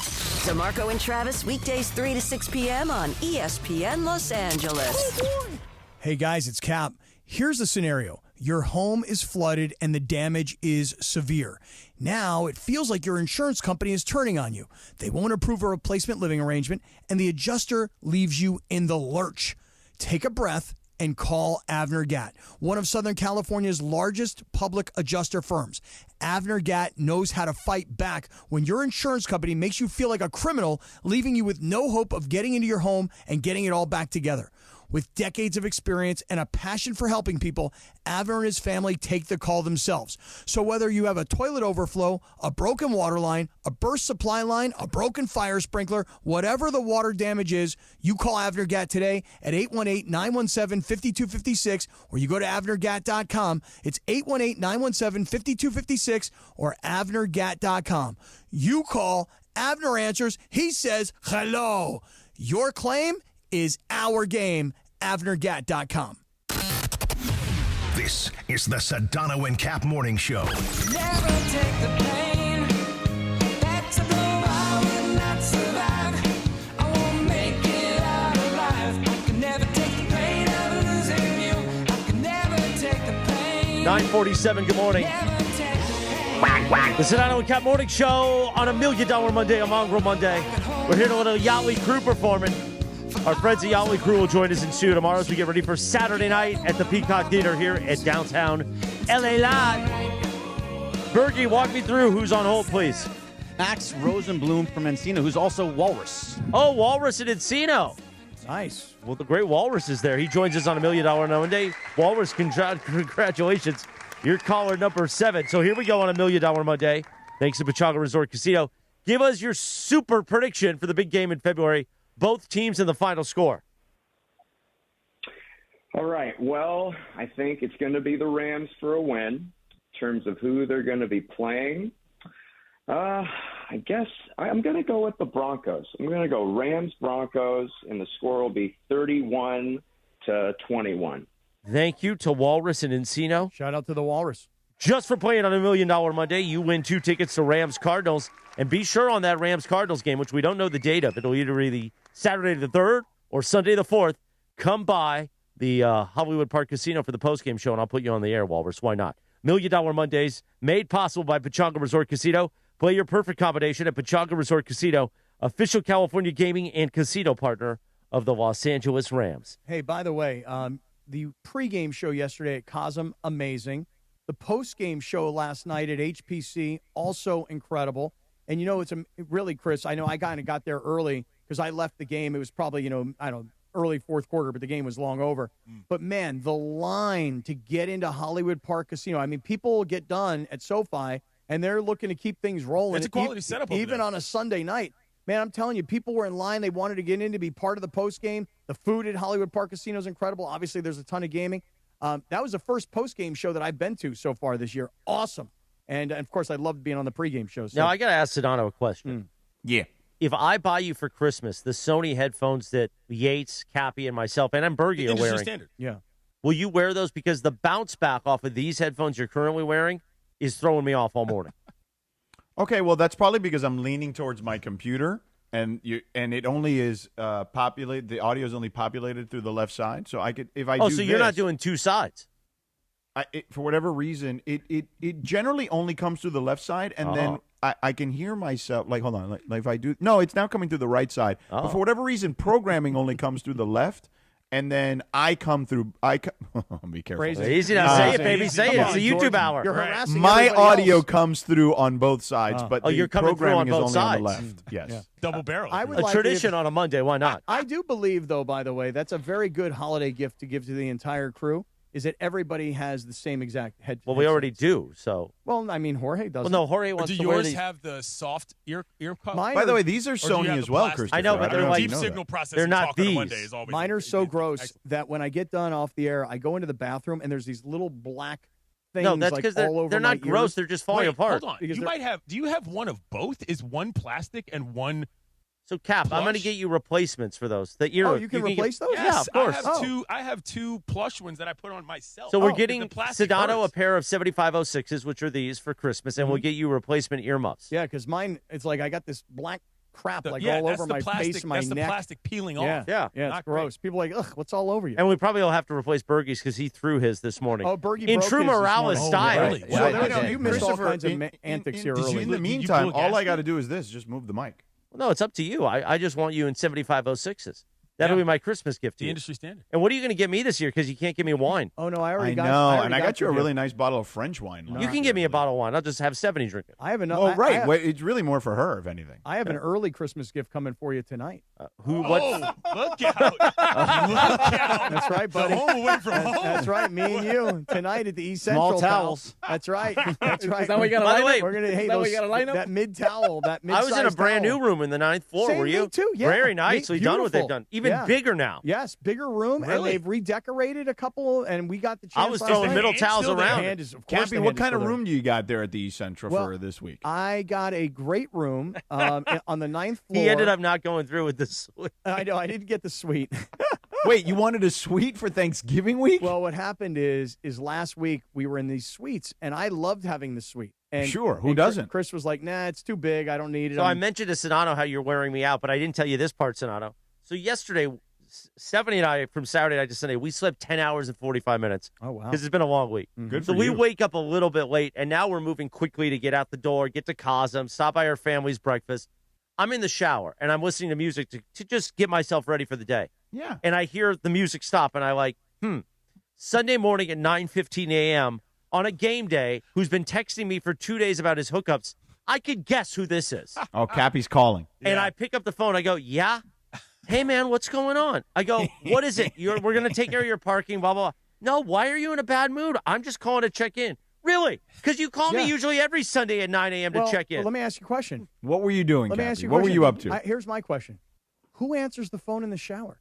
I do because I know it's he you. knows it's you pestering so him. what? But And you you've can't- already you cut can't off wait? the music flow with You the can't ringing. You can't wait a couple minutes? Get out of the shower. He goes, I'm dripping wet. I'm in the shower. I go, that's what happens when you're in the shower. You get wet. So after I torch him and he tells me I'm being negative, and I He's tell so him, nasty. listen, So your mean-spirited. parking will be taken care of. We got everything taken care of. Just do this for me. He goes, okay, enjoy the rest of the shower. I'll see you later. Yeah, really. I That's mean, all you had? Like, clean your schwanz. You know? I mean, clean that thing. You know? Hey, before we Trim get it up, to too. the Dealer's Choice Sellers Advantage, I want to mention this. We mentioned our friends at Yali Crew, and we have in here, but our very own Jonathan Martin, who, if people remember, Love he was that the kid. person in the video with you and I singing Creed. right? Yeah. He goes by John on the street. Mm-hmm. And he's going to be performing with his brother, Jared Martin, at the Viper Room coming up on coming up on December 6th. Yep. It's a Saturday night. So you can follow him at jonathan.zmartin on Instagram. And John is a big part of what we do here. He's big time. today he's in the social room with Parker Bell, but we love John. He's got great energy. He always smells wonderful. He wears this My man. lotion. He's a handsome kid. He's Crucial a handsome kid, that characteristic kid. as well. Yeah. Yeah. It is a good character. So we're going to start just calling him John. But Jonathan Martin, part of our team, he's going to be performing at the Viper Room on Sunset on December 6th. Find out more at jonathan.zmartin on Instagram. We love That's a John. big deal. Yeah, don't be It's a nervous, big one. John. I know you were talking about No. it before. Don't be nervous. We're all going to show up and support. Because he said to me, he goes, you coming, Cap? I'm like, bro, it's in my calendar. There's Yeah. a real good There's a real good Good chance chance. that I make it to the Viper. I haven't been to the Viper Room in a long time. The last time long you were at the time. Viper Room, you were sniffing Ron the Oh, Caddy's keys. Let me tell you something. I Oh, hooked up with yikes. this chick that night. Well, I don't think I should stop now. Wow. Okay. Yeah. I mean, this was right This out is of the your heyday. playbook. This is right out of your This playbook. is when the plumage was going well. Oh, dude. Let me The tell hair you. was flowing. Oh, yeah. What do you mean my playbook? Oh, I'll tell you off. As the air. somebody This that was is just not- in Vegas, I can understand this Yeah, story. this is not for air. Did she do the reverse tiger grip on you? By the way, I had a run in with in Vegas with an old friend that nearly pretty much saved my whole trip. My phone died, and like I was moving around Vegas, phoneless, trying to get another one and get one reactivated. I came out of the Forum Shops. If you're familiar with Vegas, the Forum Shops is the super rich, like all of the things that I will never buy. Right. I walked outside. I said, I don't know where this other mall is where I got to go. Mm-hmm. I'm trying to connect to Wi-Fi hot spots. I'm walking around. The F1 is everywhere.